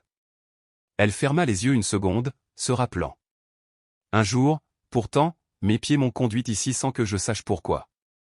En franchissant le seuil, j'ai ressenti une paix profonde, la paix de découvrir que je n'avais jamais été seul dans ma souffrance. Victor allait répondre lorsque son regard accrocha celui de Daniela qui venait d'entrer. Sa fille portait une robe simple vert émeraude, ses cheveux libres glissant sur ses épaules. La surprise se lisait dans ses yeux, suivie d'une émotion plus douce. L'espérance, peut-être. Elle s'approcha sans un mot et s'installa de l'autre côté de son père. Tu es venu, dit-elle dans un souffle, comme si elle avait craint jusqu'au dernier instant que son père renonce. Je te l'avais promis. Daniela observa la vieille dame assise près de lui. Bonjour, Danielita, lança la doyenne avec chaleur. Je vois que tu n'es pas seule aujourd'hui. C'est mon père, répondit Daniela. Je le sais bien, mon enfant. Les yeux familiaux ne mentent jamais. Vous avez la même lumière au fond du regard. La messe débuta bientôt. Le père Ernesto, un prêtre au visage franc d'une 60aine d'années, s'avança vers l'autel. Sa voix chaleureuse résonna dans toute l'église tandis que le chœur entonnait un hymne que Victor ne connaissait pas. La mélodie montait vers les hauteurs du plafond comme une prière ailée. Victor se sentait maladroit, étranger à ce rituel oublié. Il ne savait plus quand se lever, s'asseoir, s'agenouiller. Daniela lui indiquait doucement chaque geste, en touchant discrètement son bras. De l'autre côté, la vieille dame l'aidait avec de petits signes rassurants. La liturgie poursuivie et l'évangile du jour était celui de l'enfant prodigue. Les mots semblaient à Victor venir de très loin, étouffés par une sorte de brume intérieure. Pourtant, lorsque le père Ernesto entama son homélie, sa voix se fit soudainement clairvoyante. « Mes frères, déclara-t-il, combien parmi vous se sont déjà sentis comme ce fils prodigue? Combien portent en eux la conviction d'avoir gaspillé leur vie, d'avoir blessé ceux qu'ils aiment, de s'être perdus bien trop loin? » Chaque phrase tombait droit dans la poitrine de Victor comme une vérité impossible à fuir. Dans cette parabole, reprit le prêtre, le fils ne revient pas parce qu'il est devenu un saint. Il revient brisé, honteux, ruiné. Il répète dans sa tête les mots de son repentir, persuadé qu'il n'est plus digne d'être appelé fils. Son cœur est si lourd qu'il peine à avancer. La main de Victor se crispa sur le chapelet dans sa poche. Mais le père, dès qu'il le voit au loin, court vers lui. Il ne marche pas. Il court. Il le serre dans ses bras avant même qu'il ait pu prononcer la moindre excuse. Pourquoi? Un silence vibrant s'installa. Parce que l'amour de Dieu ne se réserve pas aux parfaits. Dieu ne nous attend pas au sommet, lorsque tout est résolu et réparé. Son amour nous rejoint dans la boue de nos erreurs. Il nous accueille dans notre état le plus fragile. Les premières larmes de Victor coulèrent sans qu'il parvienne à les retenir. Peut-être que quelqu'un ici pense avoir trop mal agi. Trop tard pour revenir. Trop de souffrances laissées derrière soi. Daniela prit la main de son père et l'étreignit fermement. Je vous le dis aujourd'hui, poursuivit le père Ernesto, le père vous attend depuis toujours. Il suffit d'un seul pas vers lui pour qu'il court à votre rencontre. Il ne demandera pas où vous étiez. Il ne vous rappellera pas vos fautes. Il vous dira simplement « Bienvenue à la maison ». Quelque chose céda à l'intérieur de Victor. Une digue vieille de plusieurs décennies rompit en silence. Les sanglots secouaient ses épaules, mais il ne chercha plus à lutter. Daniela se serra contre lui et posa sa tête sur son épaule, tandis que la vieille dame posait une main réconfortante sur son dos. Lorsque vint le temps de la communion, Victor demeura agenouillé. Il se sentait encore indigne, encore si loin. Il serra le chapelet à deux mains et laissa une prière naître maladroitement en lui. Je ne sais pas comment faire. Je ne sais même pas comment être meilleur. Apprends-moi. Ne m'abandonne pas. Dans le silence de son cœur, une réponse infime s'éleva. Je ne t'ai jamais abandonné. Après la messe, Daniela fit les présentations officielles avec la vieille dame. Voici Doña Luz. Elle vient ici depuis 50 ans. Elle connaît tout le monde. Et vous, Victor, dit Doña Luz en plongeant son regard lumineux dans le sien, vous avez une histoire à porter, n'est-ce pas? Ce n'était pas une question. Victor hésita puis sortit le chapelet de sa poche. Ce chapelet appartenait à ma mère. Elle est morte il y a 5 ans sans jamais me le remettre. Et puis, la semaine dernière, un homme qui ne devrait pas exister l'a laissé dans mon taxi. Doña Luz prit le chapelet avec une révérence presque sacrée. Elle examina le crucifix puis écarquilla les yeux. Regardez ces inscriptions. Du latin. Nunquam solu. Jamais seul. Un frisson parcourut Victor. Ces perles viennent de bois d'olivier de Terre Sainte. Ce type d'ouvrage ne se faisait qu'au XIXe siècle. Il vaut de l'argent, certes, mais sa véritable valeur est spirituelle. Il a traversé des générations pour arriver jusqu'à vous. Victor déglutit. Il appartenait à mon arrière-grand-mère. Il aurait dû me revenir, mais je l'ai reçu trop tard. Non, affirma Doña Luz en le lui rendant. Vous l'avez reçu exactement au bon moment. Cela signifie que votre histoire ne s'est pas arrêtée.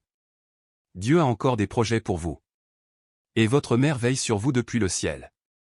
Quant à cet homme dans votre taxi, il vous a apporté ce dont vous aviez besoin, au moment précis où vous en aviez besoin.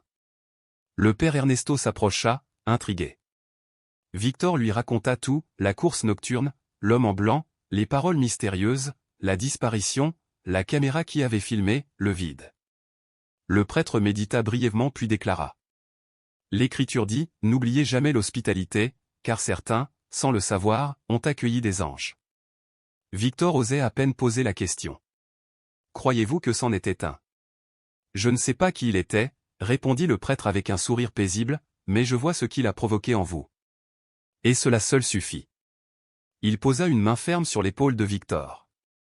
Nous avons ici un groupe qui se réunit le mardi soir.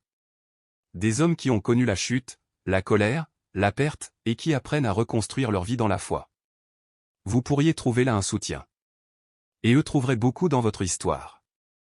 Daniela appuya l'idée d'un hochement de tête encourageant. J'y réfléchirai, souffla Victor. C'est tout ce que Dieu demande. Un pas après l'autre. La foi n'est pas une course. C'est un long chemin. Ils sortirent de l'église. La lumière du dimanche se répandait en clarté paisible sur la ville encore assoupie. Tu veux aller déjeuner, proposa Victor, timide, comme un père qui réapprend à espérer. Avec plaisir, répondit Daniela sans hésiter. Ils marchèrent côte à côte dans les rues de la Roma. Des années de distance pesaient encore entre eux, mais pour la première fois, ils avaient commencé à les traverser. À la terrasse d'un petit café, ils partagèrent un repas simple mais précieux. Ils parlèrent vraiment. Daniela confia ses inquiétudes, ses études, ses doutes. Victor se risqua à raconter son enfance à Tepito, sa mère, ses rêves éteints. Quel rêve avais-tu avant de devenir chauffeur? Demanda Daniela. Victor resta silencieux, surpris par une question qu'aucune bouche n'avait prononcée depuis des décennies. Je voulais être mécanicien, répondit-il enfin. Avoir mon propre atelier, réparer des voitures. J'étais doué avec mes mains. Avec les outils. Je l'ai été autrefois. Sa voix se brisa légèrement, mais cette fois, de la douceur s'y glissait aussi. Parce qu'il ne se sentait plus seul. Parce qu'une porte venait de s'ouvrir. Parce qu'un chemin s'esquissait enfin devant lui. Elle semblait avoir environ 75 ans, avec des cheveux blancs parfaitement peignés et un élégant vêtement fleuri qui exhalait un parfum discret de lavande ancienne. Son visage rayonnait d'une douceur que le temps n'avait pas altérée, et ses yeux d'un bleu vif brillaient avec une bienveillance presque maternelle.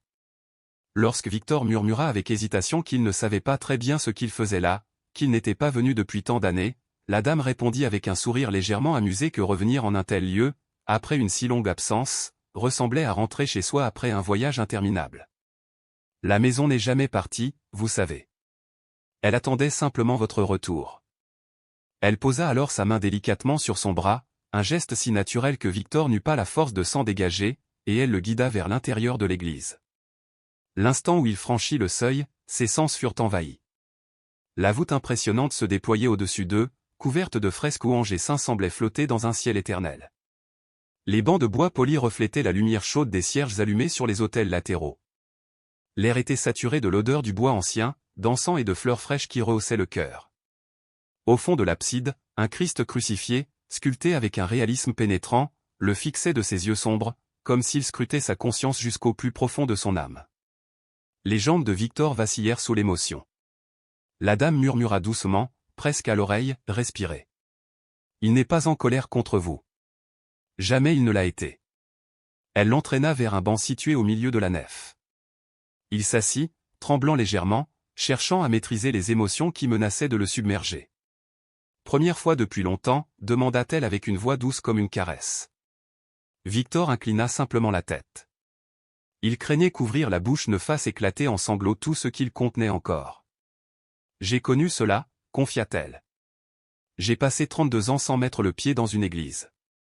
Mon fils est mort dans un accident, et j'ai dirigé toute ma colère vers Dieu. Je lui ai juré de ne plus jamais revenir. » Son regard se perdit quelques secondes vers les vitraux qui projetaient sur le sol des taches de lumière colorée. « Et puis un jour, sans savoir pourquoi, mes pas m'ont ramené ici. En entrant, j'ai ressenti quelque chose. » Victor, intrigué, se tourna vers elle. « Qu'avez-vous ressenti ?» Sa réponse fut simple, mais tellement lourde de sens, « La paix. La paix de comprendre que je n'avais jamais été seul dans ma souffrance. » Avant qu'il n'ait le temps de répondre, Victor aperçut Daniela entrer par la grande porte. Sa fille portait une robe verte d'une simplicité gracieuse, ses cheveux retombaient libres sur ses épaules, et ses yeux s'écarquillèrent de surprise en reconnaissant son père déjà installé. Elle s'approcha avec une rapidité teintée d'émotion et s'assit de l'autre côté, tout près de lui. « Tu es venu. » souffla-t-elle, comme si elle craignait que le son de sa voix ne fasse disparaître l'instant. Il y avait dans son regard une lueur fragile, timide, semblable à l'espoir. « Je t'avais dit que je viendrais, » répondit Victor. La dame se pencha pour saluer Daniela avec une chaleur familière. « Bonjour, ma petite Danielita.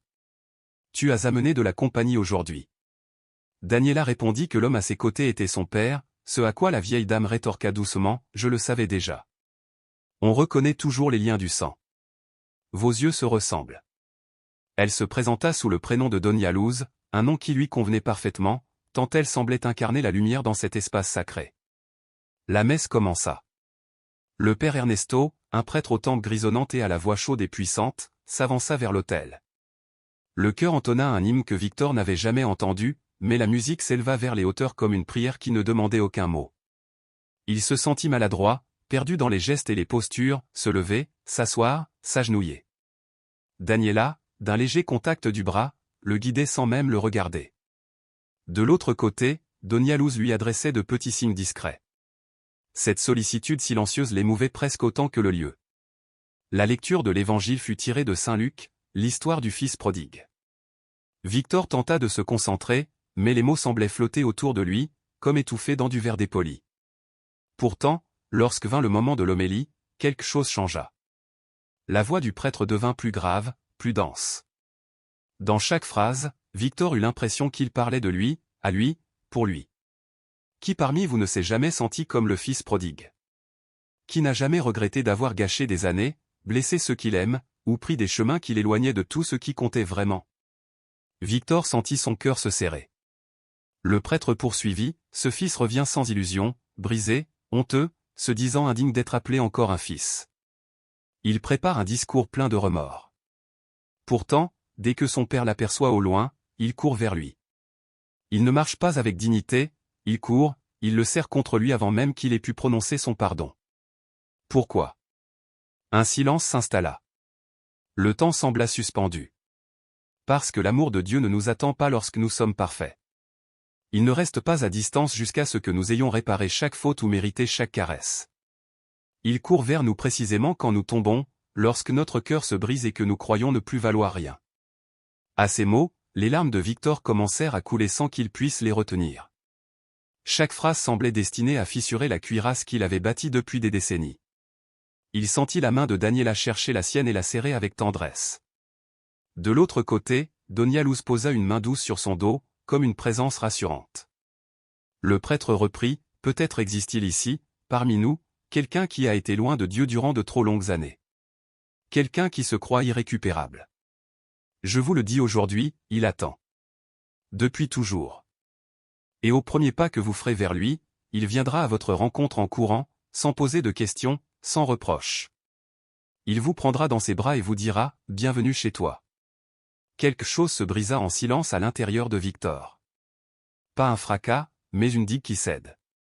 Les sanglots secouaient son torse tandis que sa fille posait doucement sa tête contre son épaule. Il sentit l'odeur familière de ses cheveux, une odeur qui ramenait des souvenirs d'enfance, lorsqu'elle était petite et courait se réfugier dans ses bras. Cette proximité oubliée amplifia la vague d'émotions qui le submergeait. Lorsque la communion commença, Victor resta à genoux, incapable de se lever. Il ne se sentait pas prêt, pas encore digne. Il serra son vieux chapelet à deux mains et pria en silence, « Mon Dieu, je ne sais pas comment faire. Je ne sais pas comment devenir meilleur. Je veux essayer. Aidez-moi. Ne m'abandonnez pas », une réponse, presque imperceptible, résonna au fond de son cœur, « Je ne t'ai jamais abandonné ». Après la messe, Daniela présenta officiellement Victor à Donia Luz, en lui expliquant qu'elle fréquentait cette église depuis un demi-siècle et connaissait chaque personne ici. Donia Luz observa Victor avec une attention tendre et déclara, « Vous avez une histoire à raconter. » Ce n'était pas une question. Victor hésita, puis sortit de sa poche le chapelet qu'il avait trouvé dans son taxi. Il appartenait à ma mère. Elle est morte il y a 5 ans. Elle ne me l'a jamais donné. Et un inconnu, un homme qui ne devrait pas exister, l'a laissé dans mon taxi la semaine dernière. La vieille dame étudia soigneusement l'objet.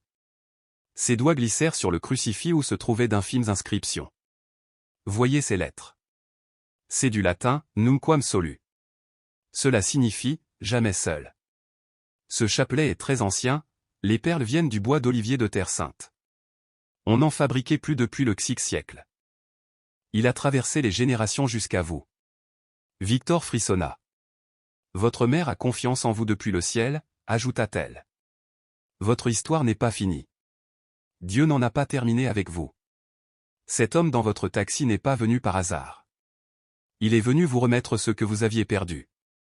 Exactement au moment où vous en aviez besoin. Le père Ernesto, qui avait entendu la fin de l'échange, se rapprocha. Victor lui raconta tout, de la rencontre nocturne à la disparition inexplicable de l'homme, des caméras qui ne montraient personne. Le prêtre écouta avec sérieux. L'Épître aux Hébreux nous rappelle ceci, sans le savoir, certains ont accueilli des anges. Je ne peux vous dire qui était cet homme, mais je sais qu'il vous a transformé. Les rencontres avec le divin ne sont pas toujours explicables, mais elles changent toujours une vie. Il posa une main sur l'épaule de Victor. Le mardi soir, un groupe d'hommes se réunit ici. Beaucoup ont connu l'épreuve, la dépendance, le divorce, la perte, la colère. Ils réapprennent à marcher dans la foi. Vous pourriez les aider autant qu'ils pourraient vous aider. Daniela acquiesça immédiatement, encourageant son père du regard. Victor répondit qu'il y réfléchirait. Le prêtre sourit, réfléchir, c'est déjà commencer le chemin. La foi n'est pas une course, c'est une marche longue et patiente. Ils quittèrent l'église sous un soleil radieux qui filtrait à travers les nuages, donnant à la ville un éclat paisible propre au dimanche de midi. Victor demanda timidement à sa fille si elle accepterait de prendre un petit déjeuner avec lui. Elle répondit par un sourire franc. Ils marchèrent côte à côte dans les rues de la Roma, deux silhouettes qui tentaient de réduire l'immense distance qui les avait séparés pendant tant d'années. Ils trouvèrent une petite terrasse accueillante où Victor insista pour tout payer. La conversation qui suivit fut plus vraie, plus profonde que toutes celles de ces derniers jours. Daniela parla de ses études, des nuits blanches, du doute qui l'habite parfois. Victor, lui, évoqua pour la première fois son enfance à Tepito, sa mère, les espoirs qu'il avait eus. Quand elle lui demanda ce qu'il voulait devenir avant d'être chauffeur de taxi, il demeura un long moment silencieux, surpris par une question qu'on ne lui avait plus posée depuis une vie. Puis il finit par dire, presque gêné, « Je voulais être mécanicien. Avoir mon propre atelier. J'étais doué avec les outils. » Daniela le regarda longuement, avec une admiration nouvelle. À cet instant, entre un père et sa fille, l'invisible se tissa, le début d'un chemin de retour, de pardon et de reconstruction. Il n'était peut-être pas encore arrivé à la maison. Toutefois, ils marchaient désormais dans la bonne direction. Ensemble. Victor se souvenait encore des paroles de son grand-père comme d'un précieux héritage. Cet homme, avant de partir, lui avait transmis les rudiments d'un métier qu'il avait appris à aimer. Il rêvait alors d'avoir un jour son propre atelier, un endroit modeste mais impeccable, organisé avec fierté, portant son nom gravé sur une simple enseigne au-dessus de la porte. Un lieu où le travail honnête éprouvait le caractère. Un lieu qui serait à lui. Lorsque Daniela lui demanda pourquoi ce rêve ne s'était jamais concrétisé, Victor baissa les yeux et laissa échapper un long soupir chargé d'amertume. La vie, murmura-t-il, le manque d'argent, les décisions trop souvent mauvaises, choisi croyant emprunter la voie facile qui s'était avérée la plus laborieuse de toutes. Le regret de ces années perdues s'entendait dans chaque syllabe. Daniela, après une pause et une gorgée de café, posa sa tasse et fixa son père avec douceur.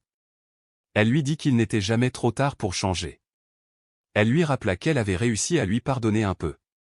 Elle souligna qu'il avait trouvé le courage de franchir les portes de l'église après tant d'années d'éloignement. Si ces deux choses avaient été possibles, peut-être pourrait-il trouver le chemin pour reconquérir ce rêve passé ou en bâtir un nouveau qui lui ressemble davantage. Ces mots, simples mais percutants, résonnèrent en Victor longtemps après qu'ils se furent quittés cet après-midi-là. De retour dans sa chambre de toit, minuscule et usée par le temps, il ne se laissa pas tomber sur son matelas comme d'habitude. Il s'agenouilla plutôt à côté du lit, tenant son chapelet entre les doigts, et il pria. Les mots vinrent plus aisément que les fois précédentes, hésitants certes, malhabiles parfois, mais authentiques. Il remercia Dieu pour Daniela, pour Doña Luz, pour le père Ernesto, et pour cette mystérieuse rencontre avec l'homme vêtu de blanc qui avait tout déclenché.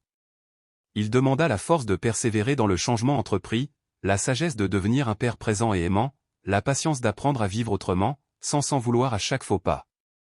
Lorsqu'il se releva, un sentiment oublié depuis trop longtemps l'envahit. Victor ressentit un but, une direction. Sa vie n'était plus une succession d'heures pénibles. Elle recommençait seulement. Pour la première fois, sa curiosité se tournait vers demain. 3 mois s'écoulèrent. L'hiver s'abattait sur Mexico avec ses matins froids et ses ciels parfaitement clairs. Un mardi soir, dans le sous-sol de la paroisse Notre-Dame du Rosaire, Victor s'assit parmi un cercle de chaises pliantes. Ils étaient 12. 12 hommes blessés, cabossés par la vie, mais présents. C'était sa 10e semaine parmi eux. Ce groupe était devenu une fraternité à laquelle il n'aurait jamais cru appartenir. Il y avait Javier, 42 ans, aux prises avec l'alcool. Miguel, 58 ans, abandonné par sa femme après 3 décennies de vie commune. Roberto, 28 ans, cherchant désespérément à quitter les gangs. Don Fernando, 71 ans, qui tentait de survivre au deuil brutal de son fils. Chacun portait sa croix, lourde, unique, douloureuse. Tous apprenaient à marcher de nouveau, ensemble. Le père Ernesto dirigeait ces réunions avec une douceur ferme et rassurante. Ce soir-là, c'était au tour de Victor de tout raconter. Il avait attendu, car il lui fallait apprivoiser ce qu'il avait vécu. Sa voix tremblait un peu lorsqu'il commença. 3 mois auparavant, expliqua-t-il, il croyait que Dieu l'avait abandonné. La colère l'habitait et consumait chaque relation, jusqu'à éloigner sa propre fille. Il vivait seul, aigrissant ses nuits au volant de son taxi, attendant la fin de la vie avec une résignation fatiguée. Les hommes hochaient la tête en silence. Tous connaissaient ce sentiment. Victor sortit le chapelet de sa poche. Quelque chose d'inexplicable était alors arrivé, dit-il. Quelque chose que la logique refusait de comprendre. Il raconta tout. Le passager vêtu de blanc. Les paroles impossibles. Le siège arrière vide dans les enregistrements. Le chapelet apparut mystérieusement. Le rêve clair comme le réel, où sa mère lui avait parlé et réchauffé son cœur. Il avoua tout, sans honte, sans chercher à rendre son récit plausible. Lorsque ces mots se turent, le silence se fit profond. Victor ajouta qu'il ne savait pas si cet homme avait été un ange ou le Christ en personne, ni si son esprit désespéré avait fabriqué une vision salvatrice. Une chose était certaine. Cette rencontre l'avait sauvé. Elle l'avait arraché à un gouffre duquel il aurait difficilement pu sortir seul. Ravière prit la parole le premier. Il ne lui importait pas de savoir si tout cela était réel. Ce qui comptait, c'était que Victor se tenait devant eux, différent, engagé dans un combat pour redevenir vivant. Don Fernando ajouta que la foi ne consistait pas à posséder toutes les réponses, mais à avancer malgré les questions. Le père Ernesto conclut avec un sourire discret que les rencontres avec le divin sont transformantes, même lorsque le mystère demeure. Après la séance, autour du café et des pains sucrés que Doña Luz préparait toujours, Victor sentit une paix nouvelle l'envelopper. Son quotidien n'avait pas changé. Il occupait la même petite chambre, conduisait le même taxi, comptait encore chaque peso pour finir le mois. Pourtant, il n'était plus seul. Il n'était plus perdu. Le samedi suivant, Daniela l'appela de bonne heure. Elle lui demanda s'il était occupé. Il répondit qu'il pourrait se libérer et elle l'invita à venir au service de gériatrie où elle faisait ses stages. Ce jour-là, les visites familiales étaient autorisées. Certains des patients n'avaient reçu aucune visite depuis des mois. D'autres depuis des années. Daniela voulait qu'il les rencontre, qu'il partage son histoire avec eux. Elle pensait que cela pourrait leur faire du bien. Victor sentit son cœur s'agrandir. Elle lui offrait un espace dans sa vie, dans ses responsabilités, dans ses valeurs. Il accepta avec une émotion difficile à camoufler. Ils se retrouvèrent au grand hôpital général à 11 heures. Daniela portait une blouse blanche sur un uniforme bleu marine. Elle avait la prestance d'une future professionnelle accomplie. Victor l'observa avec fierté et un pincement de regret. Il n'avait pas été témoin de cette métamorphose, mais le présent lui offrait une seconde chance. Au 4e étage, les murs couleur crème tentaient d'être enjolivés par des dessins d'enfants et quelques plantes en pot. L'odeur du désinfectant se mêlait à celle des repas servis dans des plateaux métalliques. Dans une salle commune, une douzaine d'aînés demeuraient assis, certains dans des fauteuils roulants, d'autres dans des sièges rembourrés, le regard perdu dans la télévision ou dans le vide. Une infirmière lisait dans un coin. « Ce sont mes petits abuelos », souffla Daniela avec une tendresse lumineuse. Beaucoup furent abandonnés par le temps et par les leurs. Pendant 1 heure, ils allèrent de personne en personne. Daniela présentait son père avec une joie étonnante. Victor s'asseyait, écoutait, questionnait, riait parfois. Don Ramiro lui raconta sa vie de professeur. Doña Socorro, son épicerie de quartier. Don Gilberto, ses souvenirs de soldat. Des vies entières enfermées entre 4 murs. Puis Doña Carmen, 85 ans, regard vif et sourire édenté, lui demanda sans détour de raconter la sienne. Victor regarda Daniela qui acquiesça. Il commença doucement. Les autres s'approchèrent, roulant leurs chaises jusqu'à former un petit cercle autour de lui. Il parla du passager de blanc, du retour de la foi, de sa réconciliation fragile mais vraie avec sa fille. Lorsqu'il eut terminé, l'émotion couvrit les visages. Doña Carmen admit qu'elle s'était sentie abandonnée par Dieu depuis la mort de son mari et l'absence de ses enfants. Victor lui prit la main et répondit qu'il avait vécu la même obscurité pendant 20 ans. Dieu ne les avait jamais oubliés. Parfois, c'est le regard qui se détourne. Don Ramiro confia qu'il craignait que son fils ne lui pardonne jamais de ne pas être resté présent durant son enfance. Victor répondit avec la sincérité d'un homme transformé. Il avait blessé sa fille durant des décennies, et pourtant Daniela l'avait choisi de nouveau. L'espoir existe tant que le cœur bat. Il l'encouragea à faire le premier pas. La conversation dura encore 2 heures. Victor passa son chapelet de main en main, laissant chacun y déposer une prière. Doña Socorro entonna un vieux cantique et tous se joignirent, même ceux qui ne se souvenaient pas de toutes les paroles. Avant de partir, Doña Carmen le remercia de lui avoir rappelé que les miracles persistent et que l'espérance demeure vivante. Victor répondit que c'était eux qui lui avaient rappelé l'importance de partager sa propre résurrection intérieure.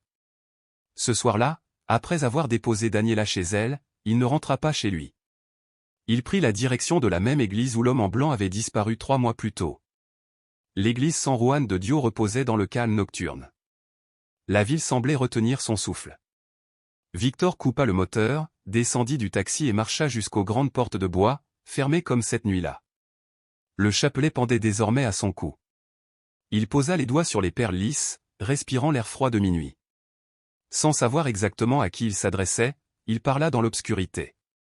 Il remercia pour tout ce qui avait changé. Il demanda encore de la force pour ne pas retomber. Il exprima sa gratitude pour ce mystère qui lui avait redonné une raison de vivre. Il leva les yeux vers le ciel, vaste et silencieux. Ce n'était ni une prière désespérée ni un cri de détresse. C'était un acte de confiance. Une conversation intime avec l'invisible. Une promesse silencieuse. Victor savait qu'il n'était plus le même homme. Sa route demeurerait exigeante, imprévisible, mais il marchait enfin vers une lumière qu'il avait trop longtemps refusée. Il n'était plus abandonné. Il était guidé. Et surtout, il n'était plus seul. Il ne savait toujours pas si l'homme que Abia rencontrait à Kelanoche habia sido un Angèle, Jésus lui-même ou simplement une vision née du désespoir. Parfois, Victor se demandait si son esprit, au bord du précipice, avait inventé exactement ce qu'il avait besoin de voir pour ne pas rendirse. Une brise froide passa entre les immeubles de la ville, soulevant des feuilles sèches sur la rue déserte. Peu importait désormais la nature de cette apparition. Ce qui comptait, c'était le résultat. Cet être venu à lui dans la nuit l'avait sauvé. Il lui avait offert une seconde chance qu'il ne croyait pas mériter. Et dès d'Antons, chaque jour, Victor se levait avec la ferme résolution de devenir meilleur. Il voulait être l'homme pour lequel sa mère avait prié toute sa vie, le père solide et aimant que sa fille méritait, un frère d'âme pour les hommes du groupe qui l'avaient accueilli sans juger. Les larmes coulaient librement sur ses joues, tièdes sous le vent nocturne. Il ne les essuya pas. Il ne voulait pas effacer ce que son cœur exprimait enfin. Il voulait remercier celui qu'il avait vu alors qu'il se croyait transparent dans un monde trop pressé, celui qu'il avait aimé alors qu'il n'avait aucune estime pour lui-même, celui qui était demeuré à ses côtés pendant qu'il abandonnait tout, même sa propre vie. Le silence de la ville à minuit fut la seule réponse, mais cette absence de mots ne l'inquiétait plus. Victor avait appris que certaines réponses arrivent dans les détails minuscules de l'existence. Dans le rire de sa fille lorsqu'elle le taquinait, dans l'étreinte chaleureuse d'un compagnon de réunion, dans la paix discrète mais réelle qui se déposait sur lui chaque fois qu'il serrait son chapelet entre ses doigts. Dans cette minuscule étincelle d'espérance qui grandissait un peu plus chaque jour, fragile comme une tige naissante, mais obstinée, prête à traverser le béton si nécessaire. Cette nuit-là, il reprit son taxi et se dirigea vers sa chambre sur la terrasse d'un vieil immeuble. Sur le chemin, il passa devant la base où il se garait autrefois avec Ruben. Son ami de toujours Estavato Davia Ali, appuyé contre son taxi, attendant un passager comme tant d'autres nuits. Victor ralentit, se gara près de lui et baissa la vitre. « Victor » s'exclama Ruben, surpris. « Des semaines sans te voir. Où étais-tu passé ?»« Je reconstruis ma vie », répondit Victor avec un sourire sincère.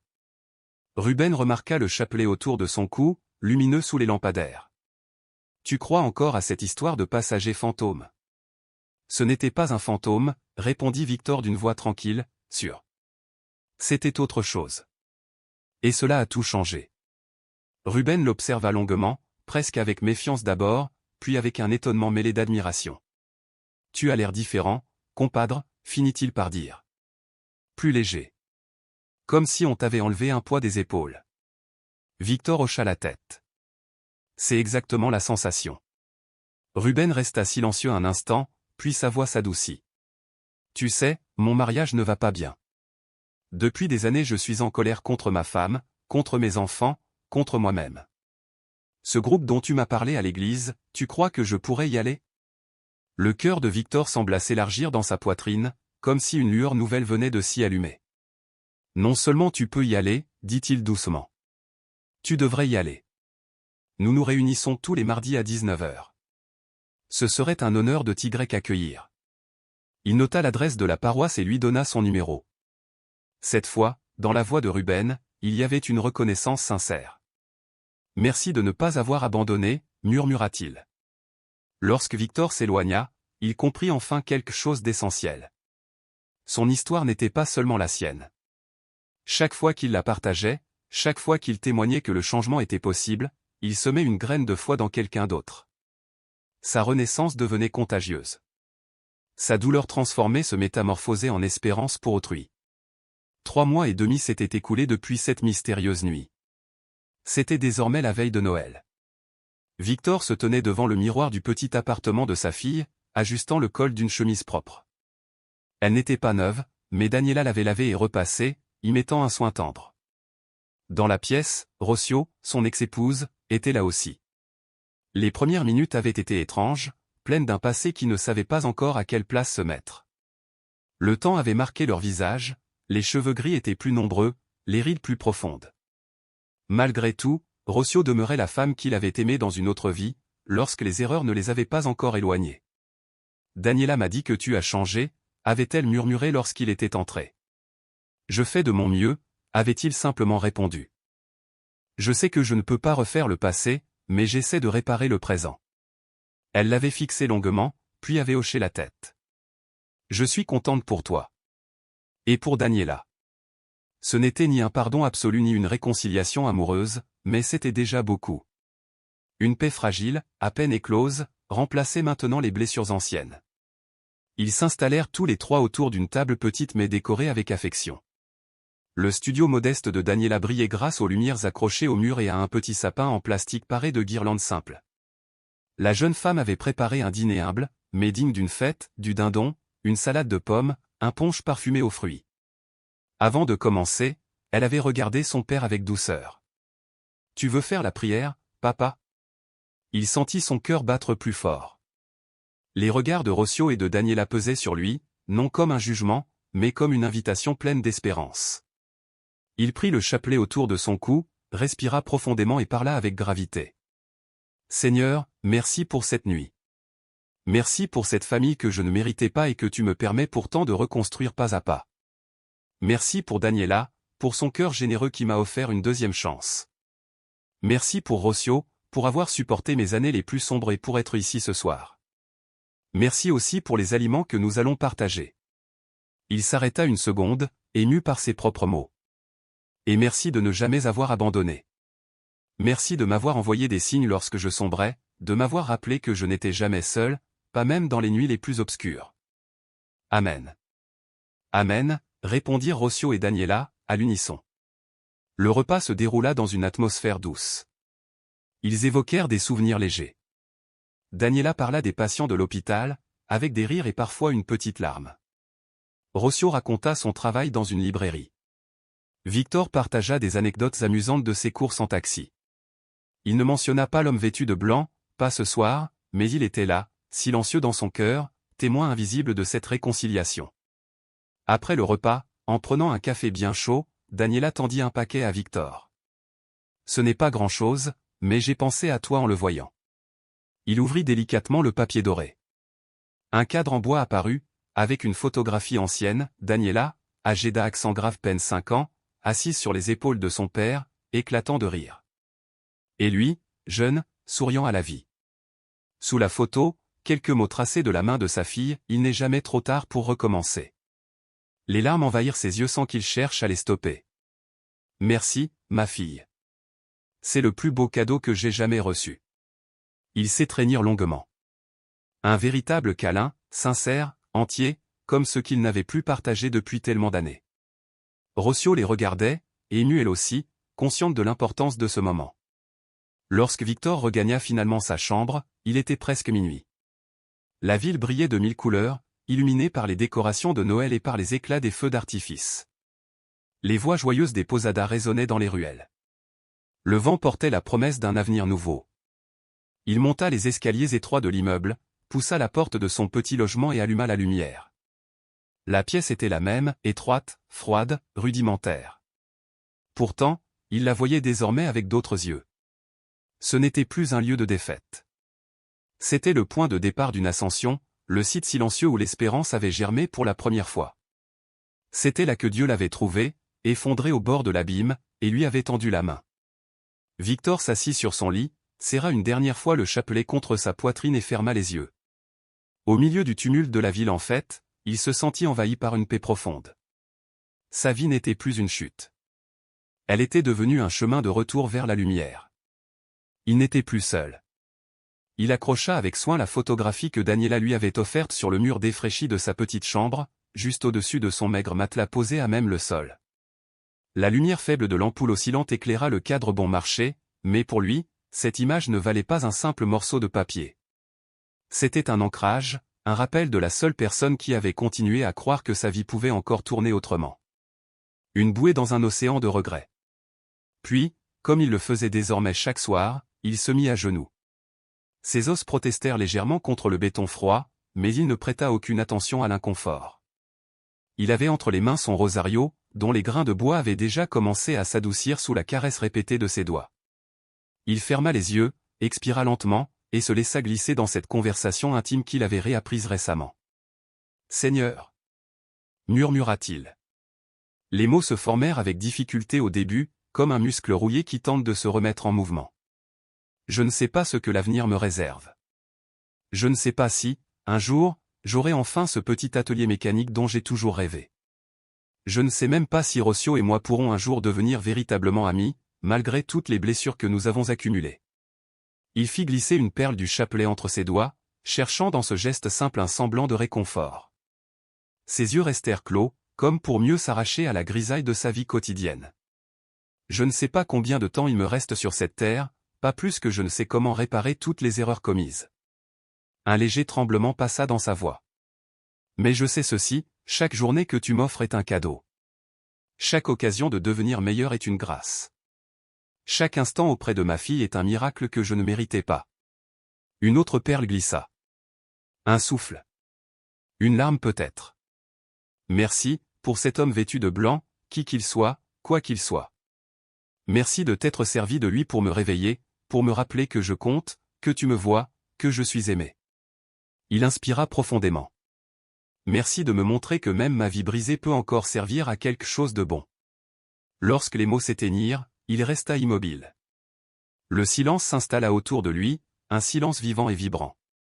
Il entendait le bruit lointain de la ville, les feux d'artifice qui éclataient quelque part en l'honneur de la fête, et le battement régulier de son cœur, qui lui confirmait qu'il était encore là, encore en marche, encore debout. Dans ce silence, quelque chose se fit sentir. Une présence douce, subtile, dénuée de drame. Rien de spectaculaire, rien qui aurait pu servir de preuve tangible, mais quelque chose d'authentiquement réel. Aussi réel que les grains du rosario dans ses mains. Aussi réel que le sourire de sa fille qui pouvait dissiper en un instant les ombres de sa vie. Aussi réel que les premiers frémissements du changement en lui. Il se glissa sur son matelas, serra le rosario contre sa poitrine et ferma les yeux, bercé par cette paix nouvelle qui l'enveloppait comme une couverture tiède. Ses lèvres s'étirèrent en un sourire fragile mais sincère. Une première depuis des décennies. Il savait désormais quelque chose qu'il avait oublié depuis trop longtemps. Une vérité tombée dans l'oubli à force de solitude et de rage. Il n'avait jamais été seul. Pas une seule nuit, pas un seul instant. Et il ne le serait plus jamais. 6 mois passèrent. Les saisons changèrent, et la vie continua son cours. Victor Hernandez Moral conduisait toujours son taxi, filant à travers les rues de la ville comme une âme en mouvement perpétuel. Les mêmes trajets. Les mêmes embouteillages. Les mêmes clients parfois irrités, parfois aimables, souvent indifférents. Cependant, quelque chose avait changé profondément. Désormais, chaque course avait un sens. Chaque rencontre devenait une possibilité. Il gardait dans sa boîte à gants plusieurs copies de l'adresse de la paroisse où il avait trouvé un groupe d'hommes comme lui, brisés mais en restauration. Lorsqu'il percevait chez un passager une peine trop lourde pour rester silencieuse, ou une détresse soigneusement cachée derrière un masque de routine, il offrait son histoire, non comme une leçon, mais comme une main tendue. Parfois, on le regardait comme s'il était fou.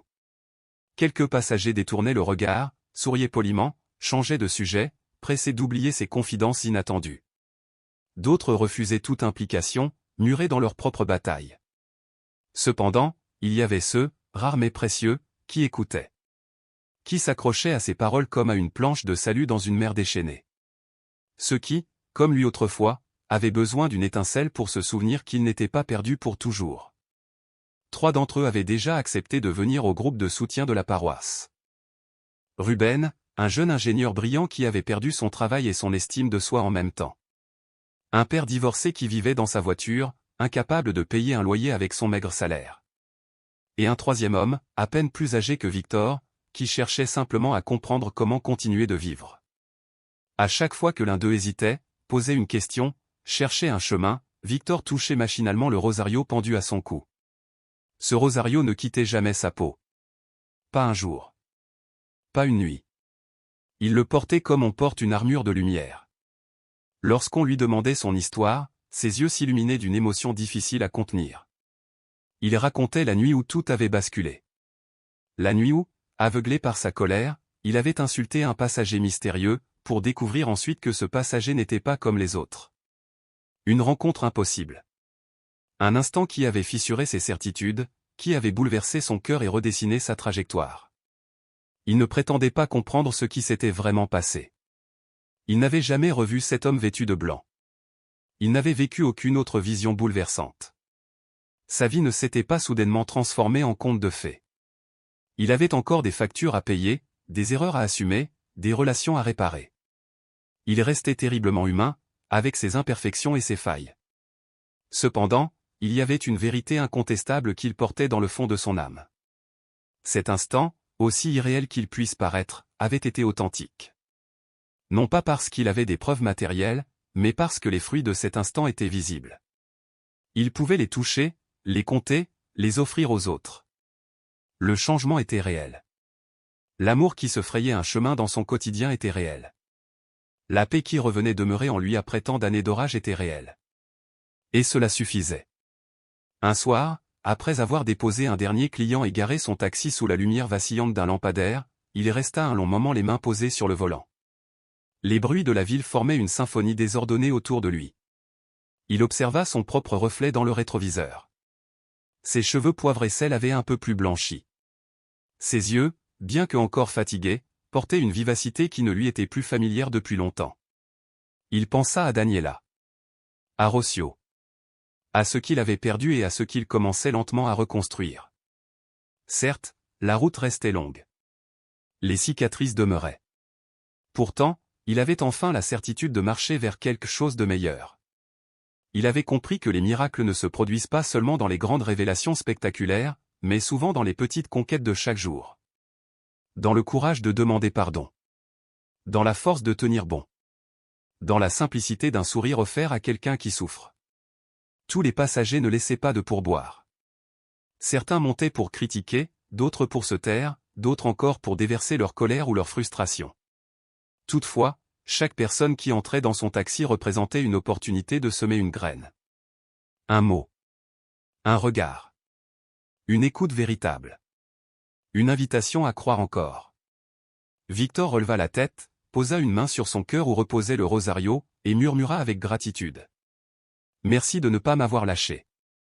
Merci de m'avoir trouvé dans ma nuit. Tant que tu me donnes un jour de plus, je continuerai à raconter cette histoire à ceux qui en ont besoin. Puis il démarra le moteur, prêt à reprendre la route, là où chaque croisement pouvait devenir le début d'un autre miracle silencieux. Parce que, désormais, il le savait. Aucun trajet n'était inutile. Aucune vie n'était trop abîmée pour reprendre sens.